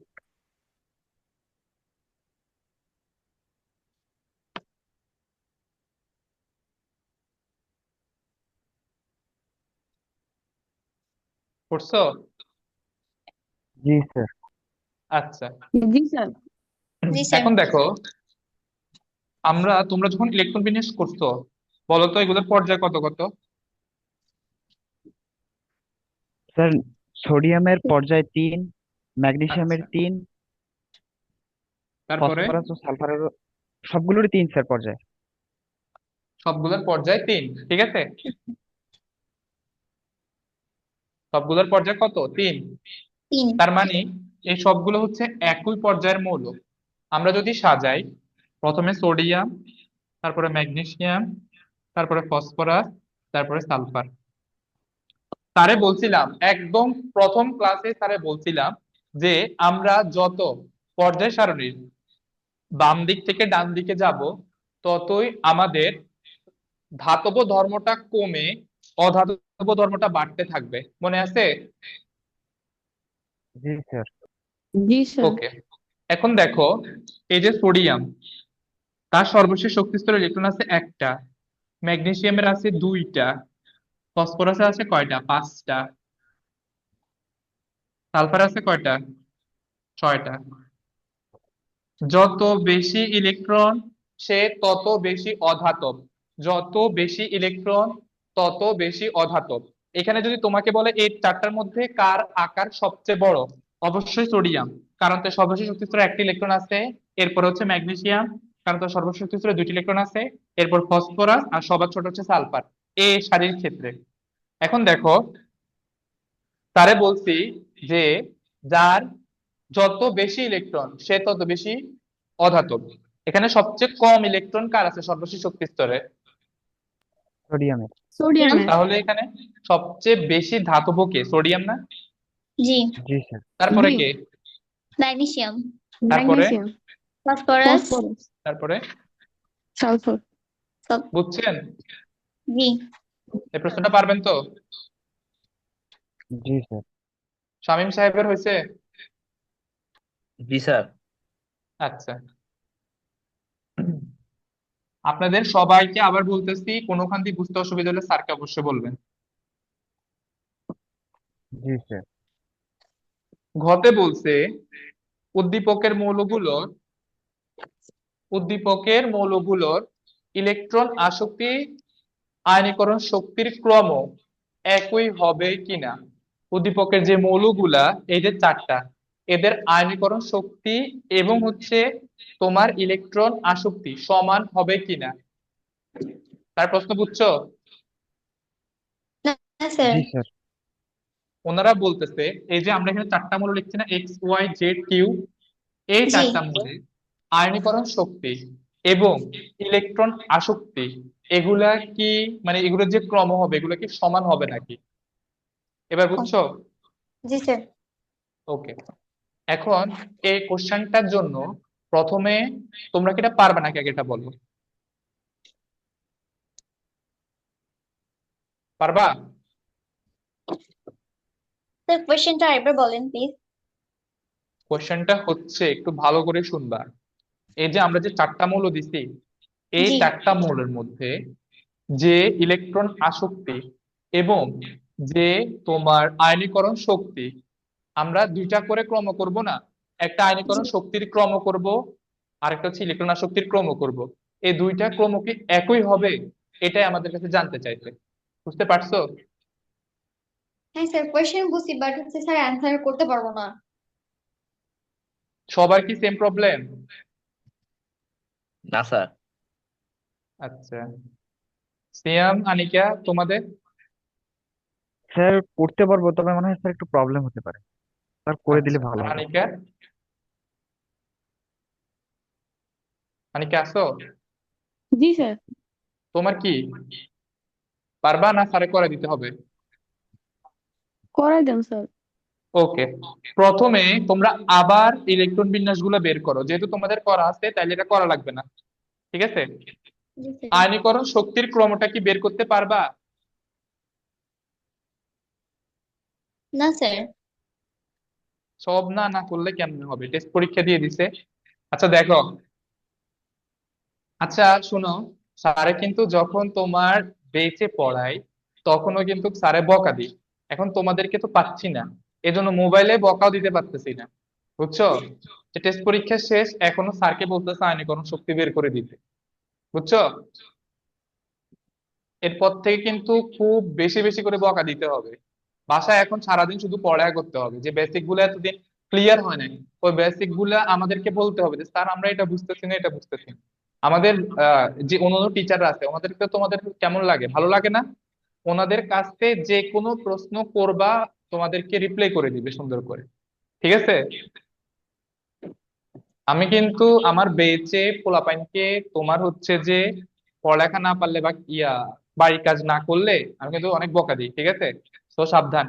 এক্স ওয়াই জেডটা বের করে ফেলি। আমাদের এই হচ্ছে sodium, magnesium, sulphur, sorry, phosphorus আর সালফার। আয়নীকরণ শক্তি কাকে বলে স্যারে বলছিলাম। আয়নীকরণ শক্তি হচ্ছে কোন মৌলের সর্বশেষ শক্তি স্তরের ইলেকট্রনটা যদি আমি সরাই ফেললে সে যে ধনাত্মক আয়নে রূপান্তরিত হবে, এই ধনাত্মক আয়নে রূপান্তরিত হওয়ার জন্য যে শক্তি, সেটাই হচ্ছে আয়নীকরণ শক্তি। স্যার একটু দেখা দিই তাহলে একটু মনে পড়বে ভালো করে। সোডিয়ামে সর্বশেষ শক্তি স্তরের ইলেকট্রন কয়টা, 11টা না? সরি, একটা না? একটা। এই যে একটা, আর এখানে হচ্ছে 8টা। দেখো, এই যে সোডিয়ামের সর্বশেষ শক্তি স্তরের যে ইলেকট্রনটা, এটা যদি আমি সরিয়ে নিয়ে যাই তাহলে তার ইলেকট্রন কয়টা হয়, 10টা না? জি স্যার। জি স্যার। ওকে, Na প্লাস। এই যে একটা ইলেকট্রনকে আমি সরাইছি, এর ফলে আমার যে শক্তি প্রয়োগ করতে হয়েছে, শক্তি প্রয়োগের ফলে সে একটা ধনাত্মক আয়নে পরিণত হয়েছে। কোন একটা মৌলের সর্বশেষ শক্তি স্তরের ইলেকট্রন সরিয়ে তাকে ধনাত্মক আয়নে পরিণত করার জন্য যে শক্তির প্রয়োজন, সেটাই হচ্ছে আয়নীকরণ শক্তি। ঠিক আছে, আর স্যারে বলছিলাম আমরা পর্যায় সারণীর যতই বাম দিক থেকে ডান দিকে যাব, ততই আমাদের আয়নীকরণ শক্তির মান বৃদ্ধি পেতে থাকবে। কেন? কারণ হচ্ছে তখন আমাদের ইলেকট্রন বাড়বে। ইলেকট্রন যদি বাড়ে, বেশি ইলেকট্রন প্রোটন থেকে সরাইতে শক্তি বেশি প্রয়োজন না? জি স্যার। ওকে, তাহলে সোডিয়াম, ম্যাগনেসিয়াম, ফসফরাস, সালফারের ক্ষেত্রে তোমরা ইলেকট্রন বিন্যাস বের করবা, ঠিক আছে? পারবা না? জি স্যার। জি স্যার। জি স্যার। ওকে, স্যারকে একটু স্যার বলো ফসফরাসের ইলেকট্রন বিন্যাসটা একটু বলো, যে কেউ একটু বলো, কে বলবা?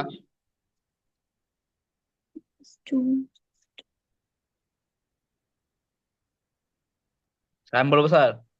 হ্যাঁ বলো। 1s2 2s2 তারপরে 6 হুম 3s2 তারপরে 3p3। আচ্ছা, এবার একটা মেয়ে বলো, সালফার একটা বলো, আমি কে বলি বলবা? স্যার। বলো। 1s2 হুম 2s2 তারপরে 2p6 হুম 3s2 হুম 3p4। ওকে, এখন দেখো আয়নীকরণ শক্তির একটা কোশ্চেন স্যার একটু আগে করেছিলাম, সেখানে বলছিলাম যে সর্বশেষ শক্তি স্তরে এখানে পি কিন্তু সে সবসময় চায় পূর্ণ বা অর্ধপূর্ণ ভাবে থাকতে, আর সে অবস্থায় তার স্থিতিশীলতাও বেশি। যেহেতু ফসফরাস এর সর্বশেষ শক্তি স্তর 3p, পিতে গেছে, পিতে 6টা বা 3টা হইলে সে সুস্থিত হবে।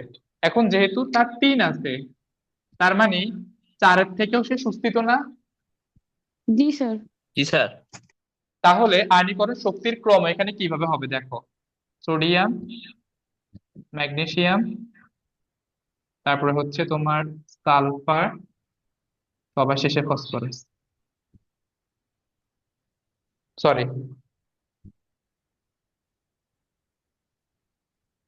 ইলেকট্রন বিন্যাসটা কি ঠিক আছে?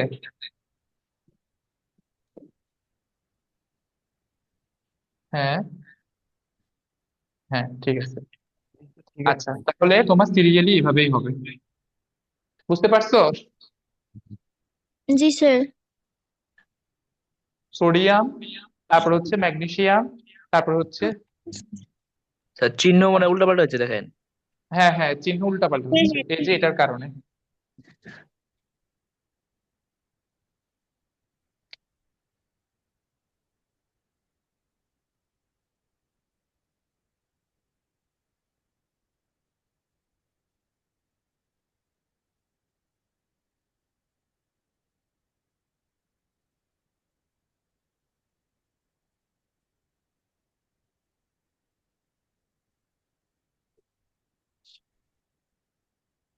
না না, দেখো একটু স্যারের কথা শোনো আগে। এটা কেন লিখছি স্যার একটু শোনো, যে সুস্থিত, যে বেশি সুস্থিত, এখানে বেশি সুস্থিত কে, ফসফরাস নাকি sulphur? Phosphorus. Phosphorus. Phosphorus. Phosphorus, তাই না? জি স্যার। তাহলে ফসফরাস থেকে ইলেকট্রন ছড়াইতে বেশি কষ্ট হবে নাকি সালফার থেকে? সালফার থেকে। সালফার। সালফার থেকে। একটু বুঝে উত্তর দাও। ফসফরাস এই থেকে। দুইটা থেকে কার থেকে ইলেকট্রন নিতে আমার বেশি শক্তি প্রয়োগ ফসফরাস। করতে হবে? ফসফরাস থেকে। এই তো, তো প্রথমে সালফার হ্যাঁ বলছো কেন? আর বুঝতে অসুবিধা হয়ে গেছে। আচ্ছা, এখন দেখো এর থেকে যেহেতু নিতে হবে, নিতে আমাকে বেশি ফোর্স প্রয়োগ করতে হবে, বেশি ফোর্স প্রয়োগ করতে হবে না? জি। তাহলে আমার তোমার সোডিয়াম থেকে ইলেকট্রন সরাইতে একটু কম কষ্ট, মানে আয়নীকরণ শক্তির মান সেখানে বেশি মানে কম হবে, আয়নীকরণ শক্তির মান কম হবে। আমার মনে হয় আমি চিহ্ন ভুল করতেছি, এই জন্য আমার বলতেও সমস্যা হচ্ছে। কারণ হচ্ছে যেহেতু তার ইলেকট্রন একটা সরাইতে কম শক্তির প্রয়োজন, তাহলে তার থেকেও ম্যাগনেসিয়ামের বেশি হবে, তাই না? জি স্যার। জি স্যার। ম্যাগনেসিয়াম থেকে সালফারের বেশি হবে আর সবচেয়ে বেশি ফসফরাসের হবে, কারণ ফসফরাস থেকে ইলেকট্রন সরাইতে সবচেয়ে বেশি কষ্ট হবে, তাই না? জি জি স্যার। স্যার। জি স্যার। তোমরা কি এটা বুঝছো, এই ক্রমটা বুঝছো? জি জি। স্যার। ওকে, তাহলে আমাদের এখানে সবচেয়ে সহজ হবে সোডিয়াম থেকে ইলেকট্রন ছড়াইতে, এজন্য তার আয়নীকরণ শক্তিমান কম, তারপর ম্যাগনেসিয়াম থেকে, আর সালফার কিন্তু ফসফরাসের পরে অবস্থিত। ফসফরাস 15, সালফার 16, মানে সালফারের ডান পাশ, সরি, ফসফরাসের ডান পাশে হচ্ছে সালফার।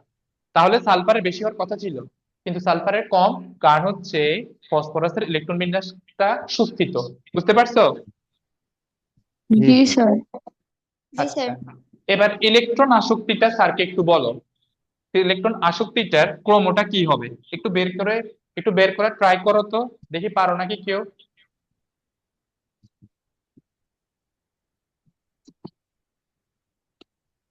একটু ট্রাই করো, ইলেকট্রন আসক্তিটা একটু ট্রাই করো।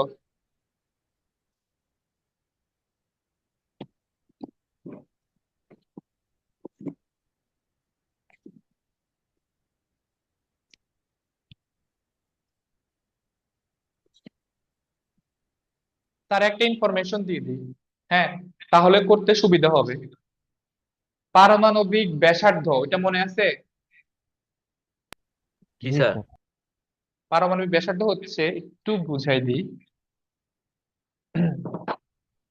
তোমার সোডিয়ামের সর্বশেষ শক্তি স্তরে যে ইলেকট্রন, এটা কেন্দ্র কর্তৃক যে আকর্ষণ বল লাভ করে, আকর্ষণ বল লাভ করার কারণে তার আকারটা যেমন হবে, ওটাই হচ্ছে তার পারমাণবিক আকার।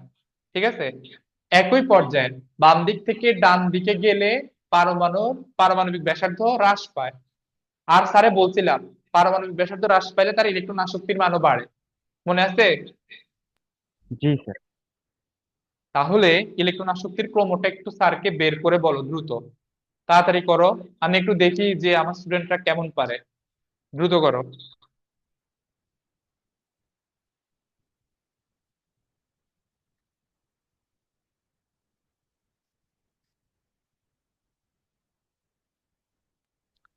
স্যার বলবো? আচ্ছা বলো দেখি শুনি। দাঁড়াও, স্যার আগে একটু লিখে রাখি। সোডিয়াম, তারপরে কি ছিল? ম্যাগনেসিয়াম, তারপর হচ্ছে ফসফরাস, তারপর হচ্ছে সালফার। এবার বলো। ক্রমান্বয়ে বৃদ্ধি পাবে স্যার, হুম, মানে ক্রমান্বয়ে বৃদ্ধি পাবে আপনি যেটা লিখছেন। মানে এভাবে হবে? জি জি স্যার, স্যার। এভাবে হচ্ছে। ওকে। সবাই কি বের করতে পারছো? স্যার একটু ব্যাখ্যা দিই। জি স্যার, দেন। ওকে। তোমাদেরকে যখন আয়নীকরণ শক্তি বের করতে বলবে, তাহলে তখন তোমরা যেটা মনে রাখবা সেটা হচ্ছে, ইলেকট্রন বিন্যাসের পাশাপাশি তোমাকে মনে রাখতে হবে ওই যে পূর্ণ বা অর্ধপূর্ণ শক্তি স্তরটা। মনে থাকবে? জি স্যার কিন্তু যখন তোমাকে ইলেকট্রন আসক্তি বের করতে বলবে, তখন তোমাকে মনে রাখতে হবে কার আকার কত ছোট। যার আকার যত ছোট, তার ইলেকট্রন আসক্তির মান তত বেশি। যেহেতু এগুলো সবগুলো একই পর্যায়ের মৌল, আমরা জানি পর্যায় সারণীর বাম দিক থেকে ডান দিকে আমরা যতই যাব, তত পরমাণু আকার ছোট হবে। আর পরমাণুর আকার ছোট হওয়ার মানেই হচ্ছে তার মধ্যে ইলেকট্রন আসক্তির মানও বাড়তে থাকবে। এই জন্য এখানে অর্ধপূর্ণ নাকি পূর্ণ ওইটা ফ্যাক্ট না, ওইটা আয়নীকরণ শক্তির ক্ষেত্রে ফ্যাক্ট। এখানে তোমাদের এটার ক্ষেত্রে ফ্যাক্ট হচ্ছে আকার। বুঝতে পারছো? পারবা? জি। জি স্যার। সবাই বুঝছো? জি স্যার আরেকজন মেয়ে আছে যে তিতিনের নাম তোমার।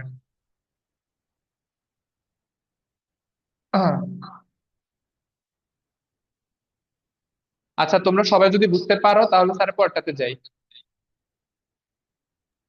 ঠিক আছে? জি স্যার। ওকে। আমাদের এই সৃজনশীলটা তাহলে ডান। তোমরা যে তিনটা সৃজনশীল করাইছি বুঝছো ভালো করে? জি স্যার। এবার জি জি স্যার। স্যার স্যারে একটু তোমাদের প্রবলেম হয় খ বিভাগের কোশ্চেন আনসার করতে। বুঝছো? আমি এর আগে তোমার কিছু স্টুডেন্টের খাতা দেখছিলাম বিভিন্ন সময়, এক্সামের সময়। তো আমি দেখছিলাম যে ওই খাতাগুলোর মধ্যে পোলাপায় বেশিরভাগ ক্ষেত্রে খ বিভাগের কোশ্চেন একটু ভুল করে। হয়তো তারা ব্যাপারটা বুঝতে পারতেছে না, অথবা হচ্ছে তোমার ওরা ওই ব্যাপারটার উপর বেসিকটা খুব দুর্বল। ঠিক আছে? তাহলে আমরা কিছু খ বিভাগের কোশ্চেন নিয়ে একটু আলোচনা করি, তারপর আমরা আবার গ, ঘ আর ক তে আবার যাব। ঠিক আছে? জি স্যার। জি স্যার। ওকে, তো সবাই স্যারের যে কোশ্চেন গুলো বলবো এগুলো একটু লিখে রাখবা, যেন অন্তত পরে লিখা যায়, মনে রাখা যায়। আচ্ছা, স্যারের প্রথম কোশ্চেন বলতেছি।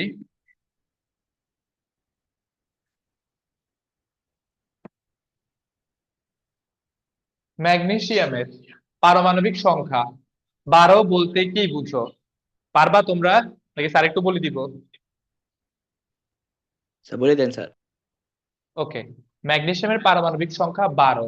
এটার মানে হচ্ছে এর প্রোটন কয়টা? 12টা। আমরা 12টা। জানি কোন মৌলের নিউক্লিয়াসে কোন মৌলের নিউক্লিয়াসে একটি পরমাণু বা কোন মৌলের নিউক্লিয়াসে অবস্থিত প্রোটনের সংখ্যাটাই হচ্ছে তার পারমাণবিক সংখ্যা। একে জেড দ্বারা প্রকাশ করা হয়। কি দ্বারা প্রকাশ করা হয়? Z Z. দ্বারা। ম্যাগনেসিয়ামের পরমাণু নিউক্লিয়াসে মোট 12টা প্রোটন আছে। কয়টা প্রোটন আছে? 12টি। 12টি। এই 12টি প্রোটন মানে হচ্ছে তার পারমাণবিক সংখ্যা 12।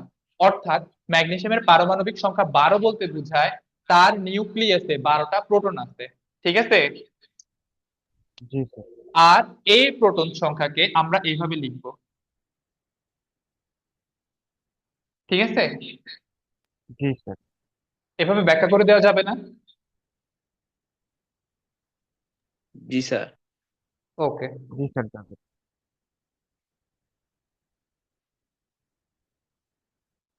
দেন তোমার যে কোশ্চেনটা আছে সেটা হচ্ছে ক্লোরিনের যোজনী এবং যোজ্যতে ইলেকট্রন এক নয় কেন? তারে কিন্তু প্রথম যে ক্লাসটা ছিল, ওই ক্লাসে যে টপিকটা ছিল, ওই ক্লাসের ওই টপিকটা বাদ দিয়ে তোমাদেরকে যোজনী আর হচ্ছে তোমার যোজ্যতে ইলেকট্রন বুঝাইছিলাম, মনে আছে? স্যার মনে আছে, আবার বলেন স্যার। ওকে, এই কোশ্চেন হচ্ছে ক্লোরিনের যোজনী এবং যোজ্যতে ইলেকট্রন একই নয় কেন ব্যাখ্যা করতে বলছে। আচ্ছা, অন্যরা আছে? সবাই আসো তোমরা? জি জি স্যার। স্যার। ওকে, এবার দেখো তোমার আমরা জানি যোজ্যতে ইলেকট্রনটা কি? কোন একটা পরমাণু সর্বশেষ শক্তি স্তরে তোমার যতগুলো ইলেকট্রন আছে সেটাই হচ্ছে তার যোজ্যতে ইলেকট্রন। ঠিক আছে? এটা তো জানো। জি স্যার। আর যোজনী হচ্ছে কোন একটি মৌল কোন একটি মানে অপর একটি মৌলের সাথে যুক্ত হওয়ার তার যে ক্ষমতা, মানে হচ্ছে সে কয়টা ইলেকট্রন আদান করতেছে প্রদান করতেছে করে সে বন্ধন গঠন করতেছে, এটার উপর বেস্ড করে যোজনী বা তোমার মানে যোজনী নির্ণয় করা হয়। বুঝতে পারছো? জি স্যার। ওকে, এবার দেখো স্যারে বলি। আহ একটা টেকনিক বলে দিই ছোট করে। ধাতব মৌলগুলোর ক্ষেত্রে এটা কিন্তু মানে হবে না। অধাতব মৌল যারা আছে, কোন মৌল? অর্থাৎ অধাতব মানে কারা? যারা হচ্ছে ধাতু না, যারা ধাতব না, মানে হচ্ছে গ্রুপ 1 2 3, যারা ওদের ক্ষেত্রে সিস্টেম হবে না। তবে অধাতব যারা, তাদের ক্ষেত্রে দেখা যায় যে তোমার সর্বশেষ শক্তি স্তরে বেজোড় ইলেকট্রন সংখ্যাকে যোজনী বলে। সর্বশেষ শক্তি স্তরের বেজোড় সংখ্যাকে কি বলে? সেট বুঝাই দেন স্যার।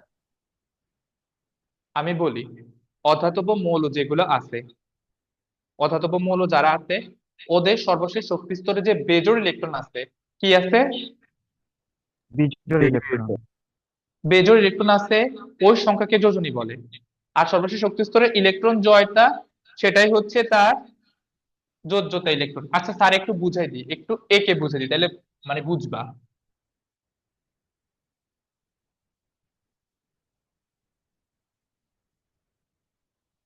ক্লোরিনের সর্বশেষ শক্তি স্তরে ইলেকট্রন কয়টা স্যারকে বলো?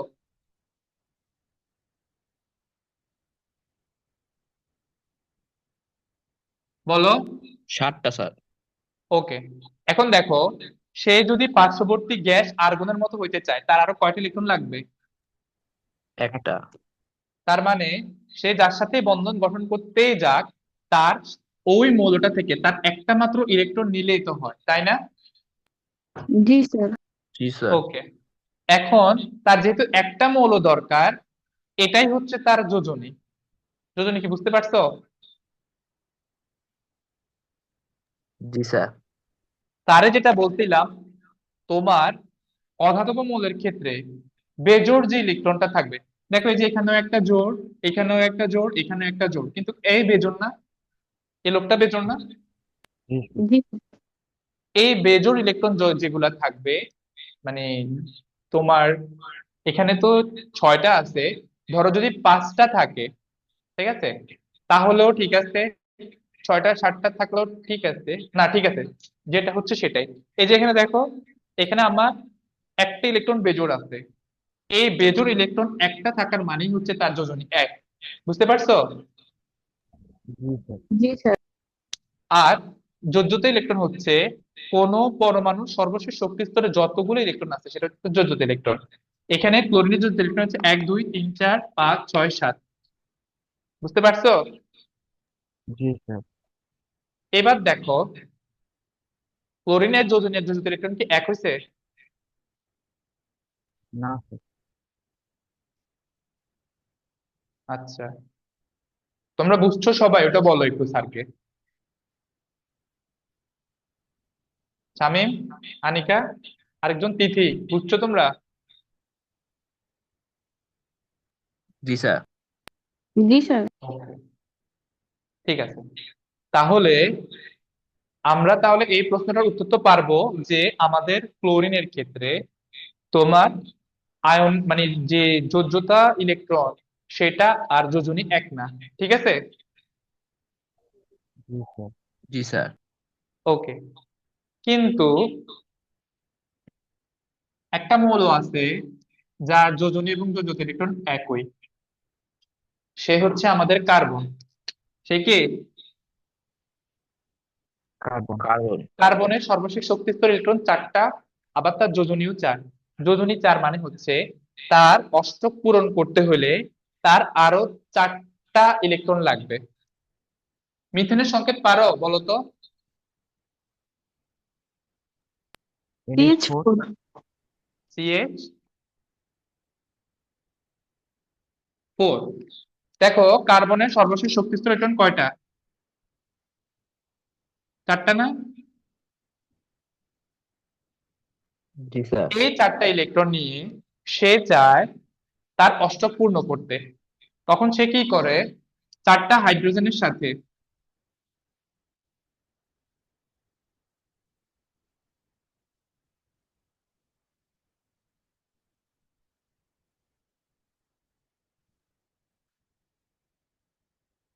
4টা হাইড্রোজেনের সাথে বন্ধন গঠন করে, এবং তার দেখো বন্ধন গঠনের জন্য কয়টা লাগে? 4টা লাগে না? জি স্যার। এই জন্য তার যোজনীয় 4। আবার তার সর্বশেষ শক্তিস্তর ইলেকট্রন আছে 4টা, এই জন্য তার যোজ্যতা ইলেকট্রনও 4। তার মানে কার্বনের সবকিছু সেম। বুঝতে পারছো? জি স্যার স্যার। এরকম অন্য কোনো মৌল নাই স্যার? এরকম অন্য কোনো মূল্য বলতে তোমার ক্যালসিয়ামও তো সেম। ক্যালসিয়ামের সর্বশেষ শক্তিস্তর ইলেকট্রন কয়টা? 2টা না? জি স্যার। সোডিয়ামও সেম।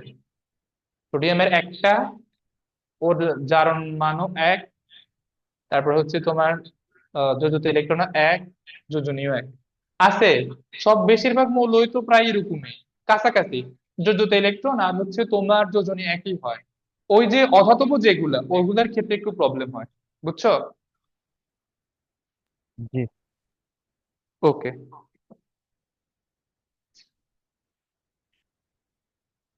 দেন আরেকটা কোশ্চেন, তোমরা এগুলো বুঝতে পারতেছো? জি স্যার। টুপি অরবিটাল একটু বুঝো। টুপি অরবিটালে, টুপি অপেক্ষা 2s অরবিটালের শক্তি কম। টুপি অপেক্ষা 2s অরবিটালের শক্তি কম।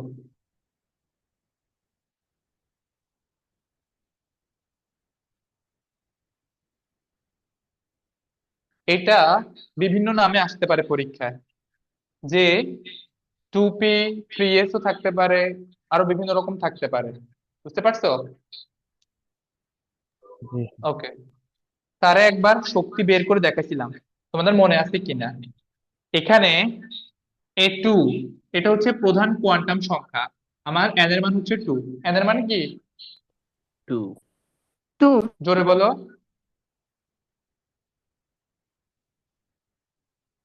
এন এর মান 2। মনে রাখবা, একটা অরবিটালের শক্তি নির্ণয় করা যায় n প্লাস l এর মাধ্যমে। কিসের মাধ্যমে? n+l। n হচ্ছে প্রধান কোয়ান্টাম সংখ্যা। n কি? প্রধান কোয়ান্টাম সংখ্যা। আর l হচ্ছে, তোমাদের মনে আছে কিনা স্যারে বলছিলাম p অরবিটালের মান কত, s অরবিটালের মান কত, মনে আছে? s এর জি মান কত স্যার। বলো তো? জি স্যার। s এর মান 0 স্যার। 0 স্যার। s এর মান 0। p এর মান কত? 1। 1। 1।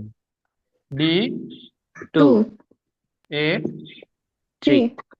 a মানগুলাকে বলা হয় তোমার l। কি বলা হয়? L। এই যে এখানে একটা l দেখতেছো না, জি এই এলটা। এখন দেখো, টুপির ক্ষেত্রে তুমি বের করো। টুপির ক্ষেত্রে আমার n এর মান 2 প্লাস l এর মান কত? 1, মানে 3। আর 2s এর ক্ষেত্রে বের করো। 2s এর মান কত? মানে l এর মান হচ্ছে 0, 2। তাহলে কার শক্তি বেশি বলো, টুপির না? জি স্যার। জি স্যার। এটার ব্যাখ্যা তোমরা কিভাবে দিবা? প্রথমে দিবা, আমরা জানি যার n প্লাস l এর মান বেশি সে তত বেশি শক্তিশালী। কি বলবা? যার n+l এর মান বেশি তার শক্তি সে বেশি। তত শক্তিশালী। ঠিক আছে? এখন দেখো, অরবিটাল কাকে বলে? তার একবার বলছিলাম, আমরা যখন ইলেকট্রন বিন্যাস করি, ইলেকট্রন বিন্যাসের মধ্যে তোমার একটা পরমাণুর মধ্যে যে জায়গাগুলো থাকে, সেই জায়গাগুলোর মধ্যে যেখানে ইলেকট্রন পাওয়ার সম্ভাবনা 99.99%, সেটাই হচ্ছে অরবিটাল। মনে আছে? জি স্যার। জি স্যার। আচ্ছা,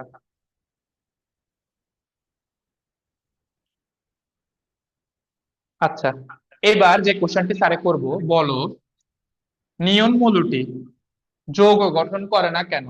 আমাকে একজনে ব্যাখ্যা বলো একটু। এটা কিন্তু খুবই সহজ। কে বলবো ব্যাখ্যা, বলো। স্যার বলবো স্যার। আমি তিনজন, মানে যে কয়জন আছে এখন লাইভ ক্লাসে সবার থেকে শুনবো। এখন লাইভ ক্লাসে যে কয়জন আছে সবার থেকে শুনবো। সামনে একটু পরে বলো, আমি আগে দেখি কে কে আছে এখন অ্যাক্টিভ। সিয়াম, তুমি বলো প্রথমে, এটা কেন তোমার যৌগ গঠন করে না? সিয়াম বলো। আর আমি শিওর না, তবে স্যার এটা কি পূর্ণ থাকার কারণে, ইলেকট্রন পূর্ণ থাকার কারণে? নিয়নের ইলেকট্রন 15, কে বলছে তোমাকে? স্যার পূর্ণ থাকার কারণে বলছি। সুন্দরভাবে ব্যাখ্যা দাও, একটু সুন্দরভাবে বলো। মানে স্যার ইলেকট্রনের, সরি, নিয়নের ইলেকট্রন 10 থাকার কারণেই কি সে অন্য মৌলের সাথে যৌগ গঠন করে না? এইটুকু বললে তোমাকে 2 দিবে? হ্যাঁ? আর খুব একটা ধারণা নাই। তোমাদের একটা মজার কাহিনী বলি। আমার একটি স্টুডেন্ট আছে, তাকে যখন আমি বিভাগের কোশ্চেন পড়াই তখন তাকে বলি, সে আমাকে চট করে এক কথা উত্তর বলে দেয়। তো আমি ওকে বলি, তুমি এটুকু বলে কি তুমি পরীক্ষায় নাম্বার পাবে নাকি? সে বলে, পরীক্ষার হলে গেলে উপর থেকে নাকি ওহী নাজিল হয়, ওহী নাজিলের মাধ্যমে তার কলমও নাকি ওহির মতো চলতে থাকে। বুঝছো? এখন সিয়ামেরও কি সেম অবস্থা? না স্যার, আমার এই সম্পর্কে কোনো ধারণাই নেই। আচ্ছা, তারা মজা করতেছি, এটা নিয়ে এত আপসেট হওয়ার কিছু নাই। এবার আনিকা বলো। স্যার নিয়ন হচ্ছে নিষ্ক্রিয় গ্যাস। তার সর্বশেষ শক্তি স্তরে মানে পূর্ণ আছে আর কি এটা। এটুকুই? আচ্ছা, শামীম সাহেব বলেন, দেখি আপনারটা শুনি। তারপর বলবো যে আমরা জানি নিউনের বিন্যাস, ইলেকট্রন বিন্যাস করলে দেখা যায় যে 1:2:2 পরে দেখা যাবে লাস্ট, বলবো যে লাস্টে 8টায় অষ্টক পূর্ণ হয়, তাই এখানে কোনো ইলেকট্রন প্রবেশ করতে পারে না। আরেকটু বলতে হবে, সেটা হচ্ছে যেহেতু তার অষ্টক পূর্ণ, আমরা জানি যার অষ্টক পূর্ণ সে তত বেশি কি স্থিতিশীল না? জি স্যার। যেহেতু সে স্থিতিশীল, তাই সেই জন্য সে ইলেকট্রন গ্রহণও করতে পারে না, ইলেকট্রন বর্জনও করতে পারে না। যেহেতু সে ইলেকট্রন গ্রহণ এবং বর্জন করতে পারে না, সেহেতু তার দ্বারা বন্ধন গঠন করার কোনো পসিবিলিটি নেই। বন্ধন গঠন করার প্রধান যে শর্ত সেটাই হচ্ছে তোমাকে ইলেকট্রন হয় আদান প্রদান করতে হবে, নয়তোবা শেয়ার করতে হবে। কিন্তু নিয়ন সাহেবের 10টা ইলেকট্রন, সে না পারে শেয়ার করতে, না পারে ভাগাভাগি করতে। বুঝতে পারছো? স্যার জি কোশ্চেন, হুম, স্যার একটা প্রশ্ন ছিল। বলো বলো। আচ্ছা, নিয়ন গ্যাস কেমনে তৈরি হয় স্যার? নিয়ন নিয়ন যেহেতু কোনো ইলেকট্রন শেয়ার করে না, কিছু করে না, তাহলে নিয়ন গ্যাস কেমনে তৈরি হয়? নিয়ন গ্যাস ওইটা হচ্ছে তার বাহ্যিক অবস্থা, আমরা তার রাসায়নিক অবস্থা নিয়ে আলোচনা করতেছি। বুঝছো? সে রাসায়নিক ভাবে কোনো বন্ধন গঠন করে না। নিয়নকে তুমি তরল করতে পারবা, গ্যাস করতে পারবা, যা ইচ্ছে তা করতে পারবা, কিন্তু রাসায়নিক ভাবে সে নিষ্ক্রিয়। সে কারোর সাথে বিক্রিয়া করে না। বুঝতে পারছো স্যারের কথা? জি স্যার। তরল যেটা বলছে, গ্যাস যেটা বলছে, এটা হচ্ছে তার বাহ্যিক অবস্থা, এটা হচ্ছে তার ভৌত ধর্ম। স্যারের ভৌত ধর্ম পড়াইছিলাম। ওই যে স্যারে বলছিলাম, মনে আছে? তুমি যখন বরফের টুকটাকে মানে তাপ দিবা, সে পানি হবে। পানিকে তাপ দিলে তা বাষ্প হবে। আবার বাষ্পকে যখন তুমি ঠান্ডা করবা, সে পানি হবে। তারপর সে তরল হবে। এতে করে পানি তো পানিই আছে, কিন্তু পানির যে বৈশিষ্ট্য, এগুলা কি লোপ পাইছে বলো তো? না স্যার। এই নিয়নের ক্ষেত্রেও তুমি যেটা বলছো ওইটা হচ্ছে বাহ্যিক ভাবে নিয়ন গ্যাসী হইতে পারে, কিন্তু রাসায়নিক ভাবে নিয়ন হচ্ছে নিষ্ক্রিয়। ঠিক আছে? জি স্যার। এই প্রশ্নগুলো কি তোমরা আগে পড়ছিলা? জি স্যার। ওকে, এবার স্যারে বলবো, কপারকে তো সবাই চিনো। জি স্যার। কপার কিন্তু পার্সোনালি আমার খুব ফেভারিট। বুঝছো? আমি যখন অনার্স করি তখন কপার নিয়ে আমার অনেক কাজ করা হয়েছে। বুঝছো? তো কপারের ক্ষেত্রে একটা জিনিস ব্যতিক্রম আছে। তোমরা কি জানো ব্যতিক্রমটা? ইলেকট্রন বিন্যাসে।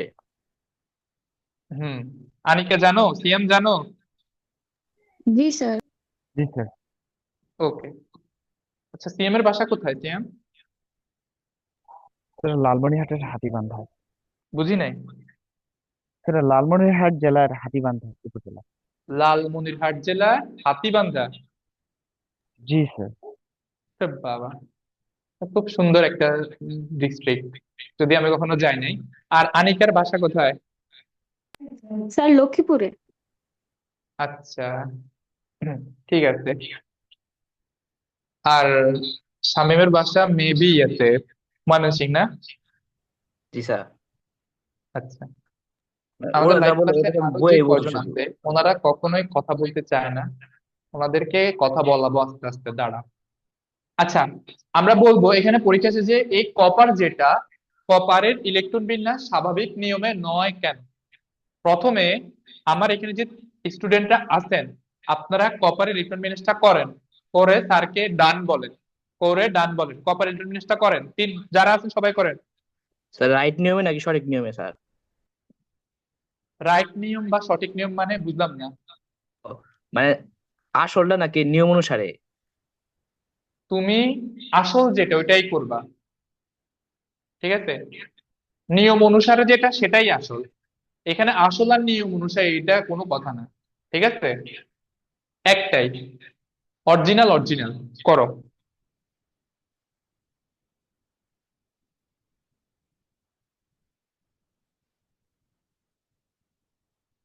করে স্যারকে বললো।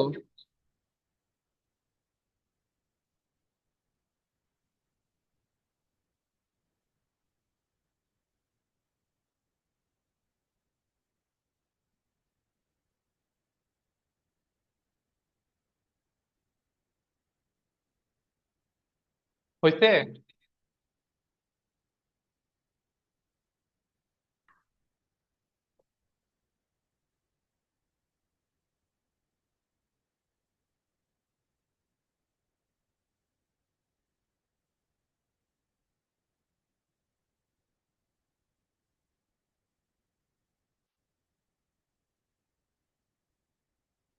কি ডান নাকি?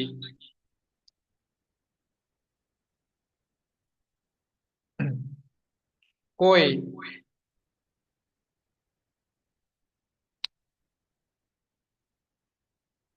এই আমার এখানে লুথার, মি, বাব, আজিজ, আনিকা, কনফিডেন্স, শামীম, সিয়াম, আজমি।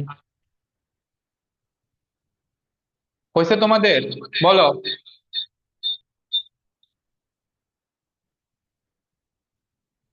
তা কলমের কালি শেষ হয়ে গেছে, আর 1 মিনিট 1 মিনিট। স্যার কলমের কালি হয়েছে, শেষ হয়ে গেছে? স্যার হয়েছে। হয়েছে স্যার।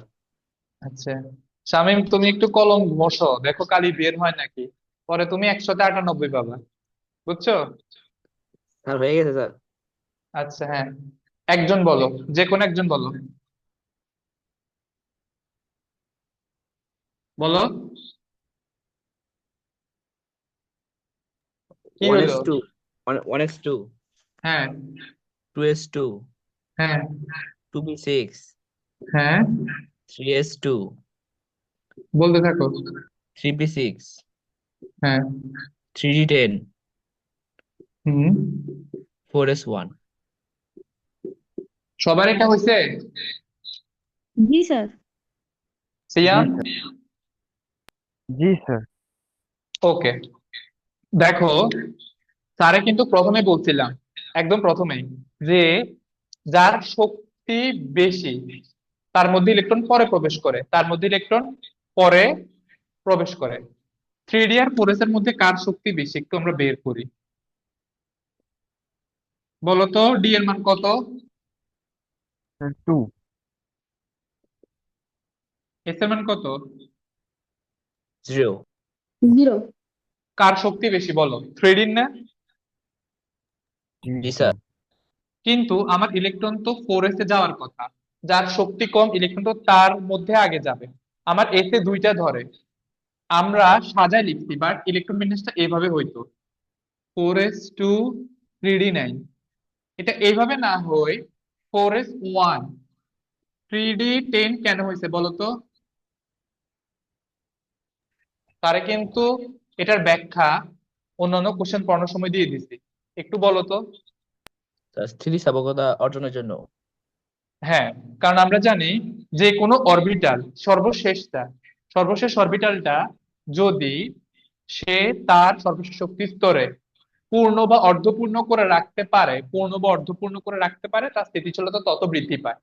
যেহেতু ডি অরবিটালে 9টা থাকে, 9টা থাকলে তো সে স্থিতিশীল হইলো না। এই জন্য সে এস অরবিটালের একটা পরে যায়, আগে ডি তে 10টা করে স্থিতিশীলতা অর্জন করে। বুঝতে পারছো? জি স্যার। ওকে, আনিকা বুঝছো? জি স্যার। ওকে, এবার স্যারে তোমাদেরকে প্রশ্ন করি, সরি, I2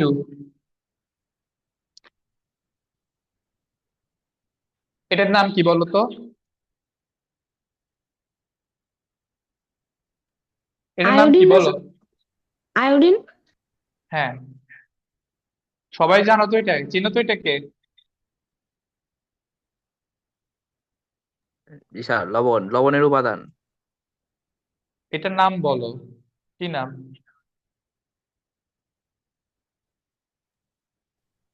মৌলের নাম তো আয়োডিন। হ্যাঁ, এখন হচ্ছে একটা কোশ্চেন, খুবই ইম্পর্টেন্ট। কোশ্চেনটা হচ্ছে, আয়োডিন তরল অবস্থায় পাওয়া যাবে কিনা ব্যাখ্যা করো।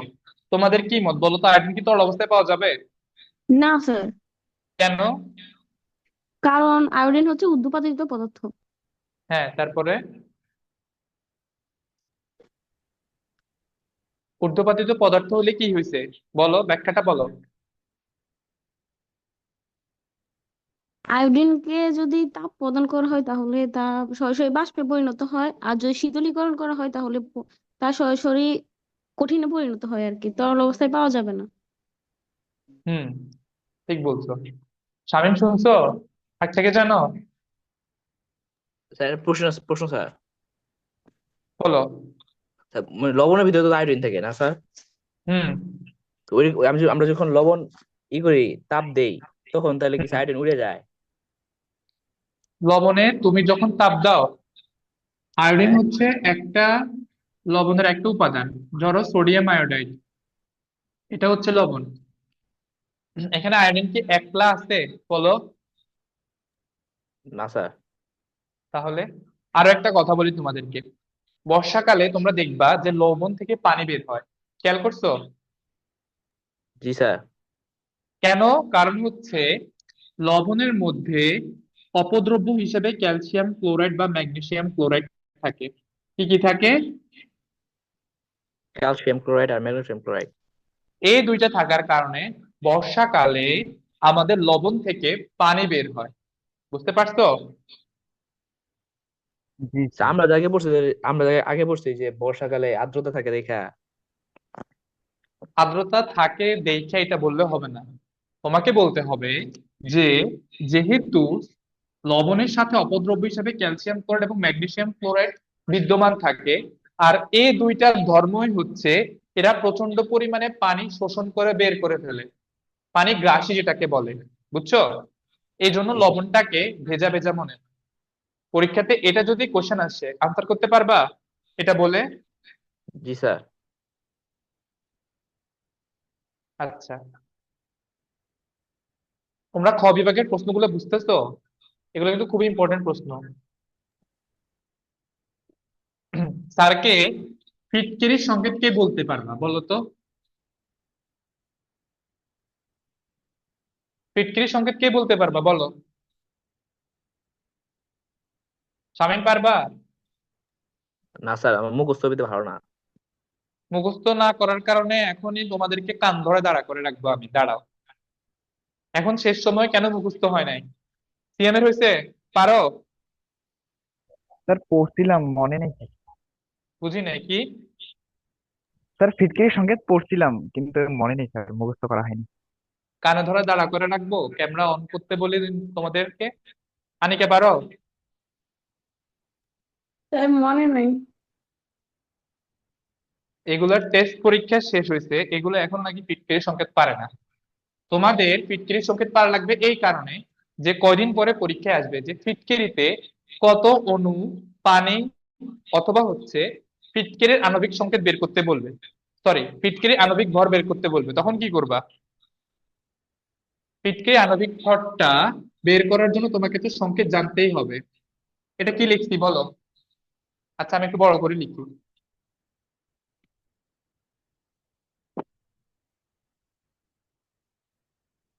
এটা কি লিখছি বলো তো স্যারকে? এটা কি লিখছি? K2SO4। এটার নাম কি বলো? এটার নাম কি? পটাশিয়াম। কি একটা। সালফেট। হ্যাঁ, পটাশিয়াম সালফেট।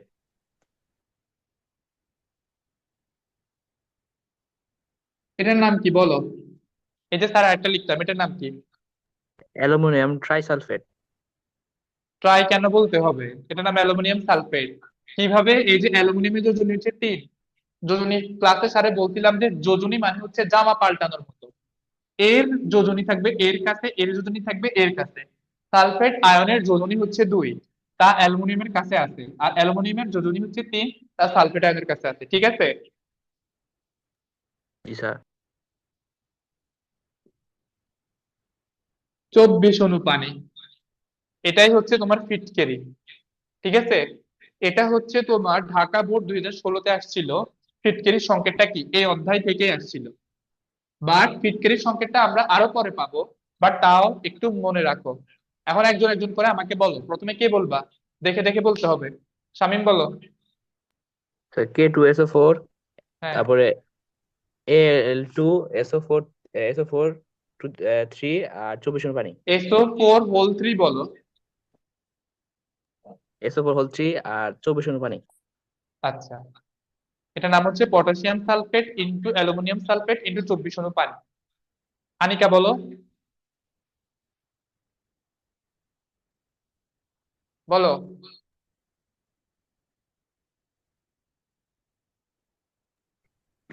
K2SO4 ইন্টু হুম অ্যালুমিনিয়াম 2 SO4, তারপরে থ্রি, হোল থ্রি বলো। হোল 3, তারপর হচ্ছে 24 অনুপানি। ওকে, এবার সিএম বলো। K2 4 sulphate SO4 into Al aluminium 2 SO4 whole 3 24 অণু পানি। আচ্ছা, এটা মনে রাখা যাবে তো? জি স্যার, জি এখনই স্যার। মুখস্থ করতে। ওকে, এবার ধরো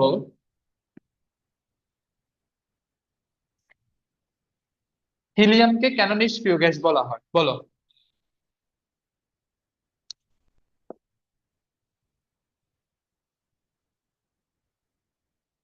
আমরা তো জানি নিষ্ক্রিয় গ্যাস যারা তাদের সবার সর্বশেষ শক্তি স্তরে 8টা করে ইলেকট্রন থাকে, কিন্তু হিলিয়ামের কি আছে? সেটা এর শক্তি স্তরিত একটা, হুম, এর শক্তি স্তরিত একটা, তাতে দুইটা ইলেকট্রন থাকবে। বুঝি নাই। মানে যেহেতু এর শক্তি স্তর একটা, মানে শক্তি স্তর একটাই, হুম, তাহলে তো এর দুইটা ইলেকট্রন পূর্ণ, আর কোনো শক্তি স্তর নাই, তাই এর কোনো ইলেকট্রন গ্রহণ বা ত্যাগ করা যায় না। হ্যাঁ, এটা হচ্ছে যে আমরা জানি যে প্রথম শক্তি স্তরে সর্বোচ্চ ইলেকট্রন ধারণ ক্ষমতা কত? 2। 2 হওয়ার কারণে তার সেই যোগ্যতা, মানে তার সেই জায়গায় সেই যোগ্যতা স্তরে আর কোনো ইলেকট্রন আসতেও পারবে না, তার এখান থেকে কোনো ইলেকট্রন গেলে তার কোনো লাভ হবে না। সবচেয়ে বড় কথা হচ্ছে হিলিয়ামের যে বৈশিষ্ট্যগুলো আছে ইলেকট্রন ছাড়াও, সে কখনোই অন্য কোনো তোমার মৌলের সাথে বন্ধন গঠন করে না। এই বৈশিষ্ট্যের কারণে তার মধ্যে 2টা থাকলেও সে হচ্ছে কি নিষ্ক্রিয় গ্যাস। বুঝতে পারছো? জি স্যার। আমাদের সবচেয়ে মজা হবে তোমার পঞ্চম আর ষষ্ঠ মানে চ্যাপ্টারের ক্লাস যখন নিব তখন। কারণ হচ্ছে ওই চ্যাপ্টার গুলোতে অঙ্কগুলা আমার মনে হয় তোমরা পারো, আমি জানি তোমরা পারো, কিন্তু এটার মধ্যে যে শর্টকাট টেকনিক গুলো আছে ওইগুলা স্যার তোমাদেরকে একটু দেখা দিব, ঠিক আছে? আজকে? আজকে দেখাবো না, ওই ক্লাসগুলোতে। আজকে তো পর্দা সামনের ক্লাস, ওইগুলো দেখালে তো হবে না। আর হচ্ছে যে তোমরা স্যারে যা বলতেছি সব বুঝতেছো কিনা ওইটা একটু বলো। জি স্যার। জি জি স্যার। স্যার। আচ্ছা, এখন স্যার যদি তোমাদের প্রশ্ন করি পটাশিয়ামকে কেন ক্ষার ধাতু বলা হয় একটু বলো তো।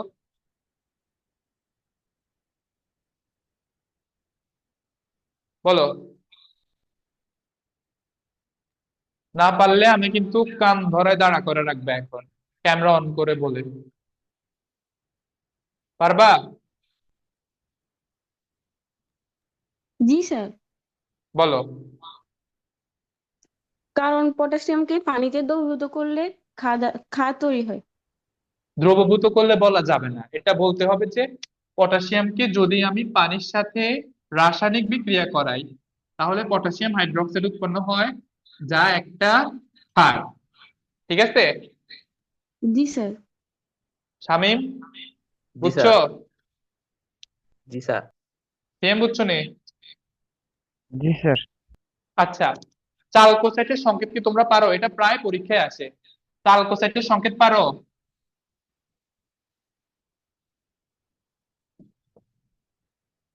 বিভিন্ন ক্যাডেট কলেজগুলোর কোশ্চেন স্যারে যখন অ্যানালাইসিস করছিলাম তখন দেখছি যে ক বিভাগে এই কোশ্চেনটা প্রায় আসে। চালকোসাইটের সংকেত পারো তোমরা?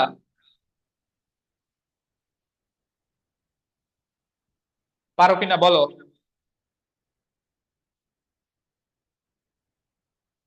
জি স্যার। পারো সংকেত চালকোসাইটের? বলো। চালকোসাইড স্যার, CU, কপার, Copper 2 আর S। হ্যাঁ, এটা কিন্তু ইম্পর্টেন্ট, এটা খুবই ইম্পর্টেন্ট। এটা পরীক্ষার সময় আসে, অনেকে হয়তো মনে করে ওই যে স্যারে চালকোজেন বলছিলাম, ওই যে তোমার 16 নম্বর গ্রুপের যেগুলো ইয়া থেকে পাওয়া যায়, খনি থেকে পাওয়া যায়, তো সবাই চালকোজেন আর চালকোসাইডকে এক করে ফেলে। বুঝতে পারছো? জি স্যার।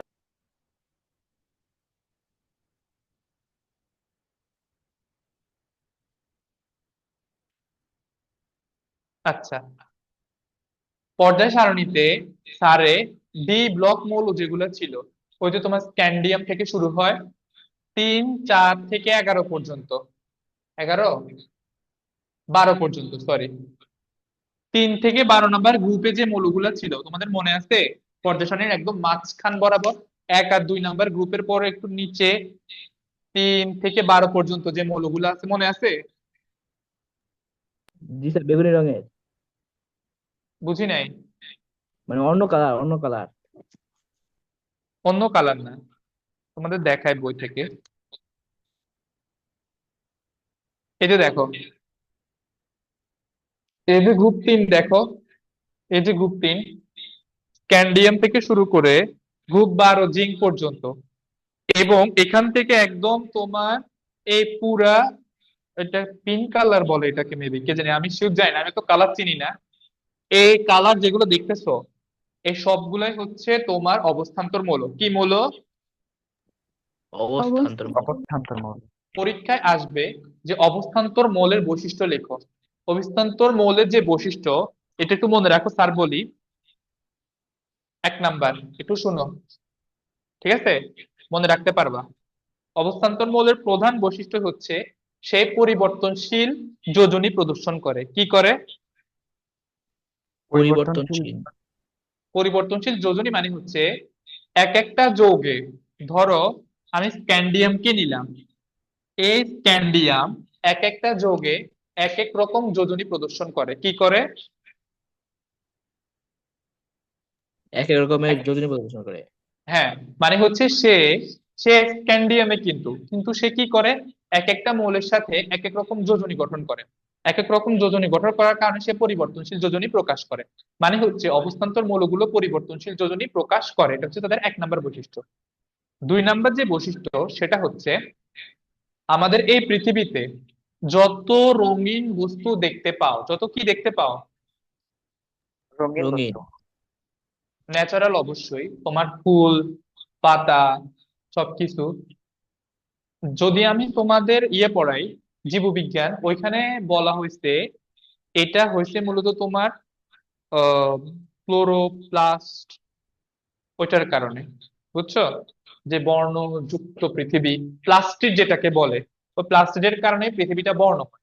বাট ওই প্লাস্টিডের সংকেতটা যদি তোমরা অনুসন্ধান করো বা একটু দেখতে যাও, স্যার এক্স্যাক্টলি এখন মনে পড়তেছে না প্লাস্টিডের মানে মধ্যে যে আহ তোমার পাতা ফুলগুলো পড়ে, ওইগুলার কালার যে এই যে বিভিন্নটা হয়, এই সবগুলার মধ্যে যদি তুমি যোজনীগুলা মানে সংকেতগুলা দেখো, সবগুলা দেখবা যে এই তোমার অবস্থান্তর মৌলগুলো। বুঝতে পারছো? মানে হচ্ছে পৃথিবীতে এই যে এত রং বর্ণ, এই সবগুলা সৃষ্টি হয় অবস্থান্তর মৌলের কারণে। কিসের কারণে? অবস্থান্তর মৌলের কারণে। এই 2টা বৈশিষ্ট্য মনে রাখবা। আর 3 নাম্বার যে বৈশিষ্ট্য সেটা হচ্ছে এই পৃথিবীতে যত জটিল যৌগ আছে, সবগুলো জটিল যৌগ ডি মানে অবস্থান্তর মৌলগুলাই তৈরি করে। মনে থাকবে? তাহলে প্রথম বৈশিষ্ট্য কি? প্রথম বৈশিষ্ট্য হচ্ছে এরা পরিবর্তনশীল যোজন মান প্রদর্শন করে। কি করে? পরিবর্তনশীল যোজনী। পরিবর্তনশীল যোজনী প্রদর্শন করে। সিয়াম, বুঝতেছো? জি স্যার। আনিকা, তুমি বুঝতেছো? জি স্যার। ওকে। 1 নাম্বার হচ্ছে পরিবর্তনশীল যোজনী প্রদর্শন করে। 2 নাম্বার, আর 2 নাম্বার হচ্ছে এরা বর্ণযুক্ত যৌগ তৈরি করে। কি করে? বর্ণযুক্ত বা রঙিন যৌগ গঠন করে। মানে এই যে তোমার স্ক্যান্ডিয়াম থেকে শুরু করে একদম তোমার মেবি কপার নিসিয়াম, কপার নিসিয়াম পর্যন্ত এরা সবাই রঙিন, এরা সবগুলা রঙিন। আর 3 নাম্বার বৈশিষ্ট্য হচ্ছে এরা জটিল যৌগ গঠন করে। 3টা বৈশিষ্ট্য মনে থাকবে? জি জি স্যার। স্যার। আচ্ছা, ম্যান্ডেলিপের সূত্র এগুলো তো পারবা, তাই না?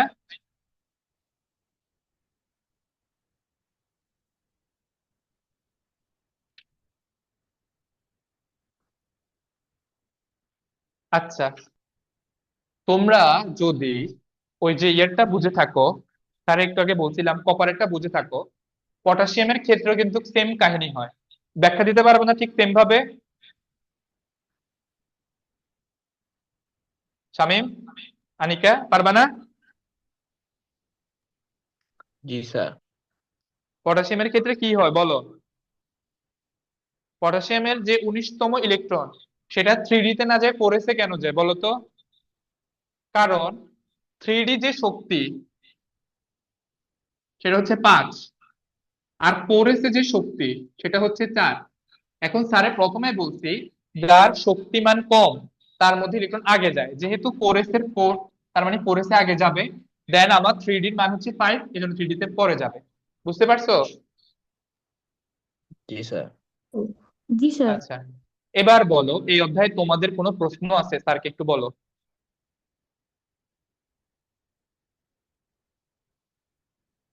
কোনো প্রশ্ন আছে কারো? বলো আমাকে।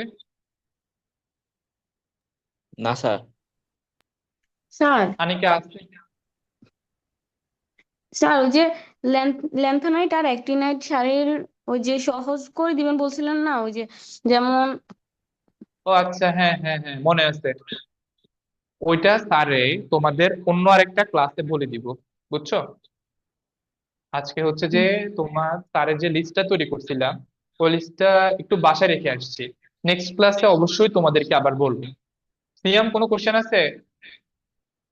না স্যার, আপাতত নেই স্যার। কোশ্চেন যদি আচ্ছা, থাকে স্যার নেক্সট ক্লাসে। তাহলে এই পর্যায়ে সারণী তোমরা কি মোটামুটি ক্রিস্টাল ক্লিয়ার হইছো? পারবা? ইনশাআল্লাহ জি স্যার। স্যার।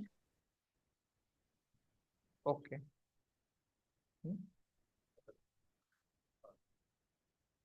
আচ্ছা, পর্যায় সারণীর উপরে তোমাদের তো এখন কোনো প্রশ্ন নাই, তাই তো? না স্যার।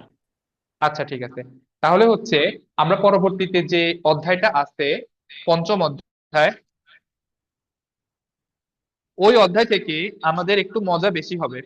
কারণ হচ্ছে ওইগুলো একদম হচ্ছে যে তোমার শুধু বোঝা, বুঝতে খুব মজা লাগবে, বুঝছো? রসায়নটা হচ্ছে যে খুবই মজার সাবজেক্ট। পার্সোনালি আমার থেকে সেই ক্লাস 9-10 থেকে কিন্তু এই রসায়নটা খুব ভালো লাগতো। ঠিক আছে? সো রসায়ন এর যে তোমাদের যদি কখনো কোনো প্রবলেম হয়, আমার মনে হয় জৈব যৌগতে তোমাদের হইলেও একটু প্রবলেম হইতে পারে। আমি কি ঠিক বলছি? মুখস্থ করা লাগবে সব। কি বলে মুখস্থ করা লাগে? তারা যদি বলি মুখস্থ করা লাগবে না? চিহ্ন থেকে শুরু করে বিক্রিয়া সব মুখস্থ করা লাগে। বিক্রিয়াগুলো মুখস্থ করা লাগবে না, ওই ক্লাসটা আসুক তারপর দেখবা। আর তাহলে আমাদের তারপরে যে ক্লাসটা, ওই ক্লাসটা হয়তো একটু ছোট, ওইখানে আমরা হয়তো পরের অধ্যায় থেকেও কিছু টেকনিক এনে এখানে অ্যাড করব, ঠিক আছে? স্যারের ক্লাস একটু বড় হয়, একটু ধৈর্য ধরে দেখলে মোটামুটি টপিক গুলো তুমি মোটামুটি ইজিলি পারবা, ঠিক আছে? একটু বড় ক্লাস দেখে ভয় পাইও না, আমি সবাইকে বলতেছি, ঠিক আছে? জি স্যার। জি স্যার। আচ্ছা, তাহলে তোমাদের কি বলে বন্ধু বান্ধব যারা আছে তাদেরকেও একটু দাওয়াত দিও মাঝে মাঝে, যে ক্লাসগুলো দেখে যাক। অথবা হচ্ছে আমাদের গ্রুপে অনেকগুলো ক্লাস আছে, ওদেরকে বইলো, হ্যাঁ? ঠিক আছে, তাহলে তোমাদের মধ্য থেকে আজকের মতো স্যারে বিদায় নিচ্ছি। ইনশাল্লাহ আমরা আবার পরের ক্লাসে তোমাদের রসায়ন যে পরের ক্লাসগুলো আছে ওগুলো ইনশাল্লাহ খুব সুন্দরভাবে নিব। আর আনিকা, তুমি আমাকে নেক্সট ক্লাসের আগে, আমার মেবি একটা ফিজিক্স ক্লাস আছে, ওই ক্লাসে আমাকে মনে করে দিবা, ঠিক আছে? জি স্যার। আর আমার ক্লাসে যারা রেগুলার, যাদেরকে আমি নাম ধরে ডাকি, বাকিরা রেগুলার কিনা আমি জানি না, কোনো সাউন্ডই করে না, ওদেরকে আমি নেক্সট টাইম থেকে শাস্তি দিব, ঠিক আছে? যারা রেগুলার আছো তারা আমার সাথে সবসময় অ্যাক্টিভ থাকবা। স্যারের একটা প্রবলেম হচ্ছে যে যদি স্টুডেন্ট অ্যাক্টিভ না থাকে তাহলে স্যারের ভালো লাগে না, ঠিক আছে? এই জন্য স্যারে বারবার জিজ্ঞেস করি, বুঝতেছো? কে আসো? কোথায় আসো? কি করতেছো? ঠিক আছে? আর স্যারে ওই যে কান ধরাবো বলছি না, এটা নিয়ে মাইন্ড করার কিছু নাই। যেহেতু স্যার অফলাইনে, কান ধরালো স্যার দেখবো না, ঠিক আছে? ঠিক আছে, তাহলে সবাই ভালো থাকো। নেক্সট ইনশাল্লাহ আবার আমাদের দেখা হবে। নেক্সট ক্লাসটা অনেক ভালো হতে যাচ্ছে। সবাইকে অনেক অনেক শুভকামনা জানিয়ে শেষ করছি। আল্লাহ হাফেজ। আসসালামু আসসালামু আলাইকুম আলাইকুম। স্যার।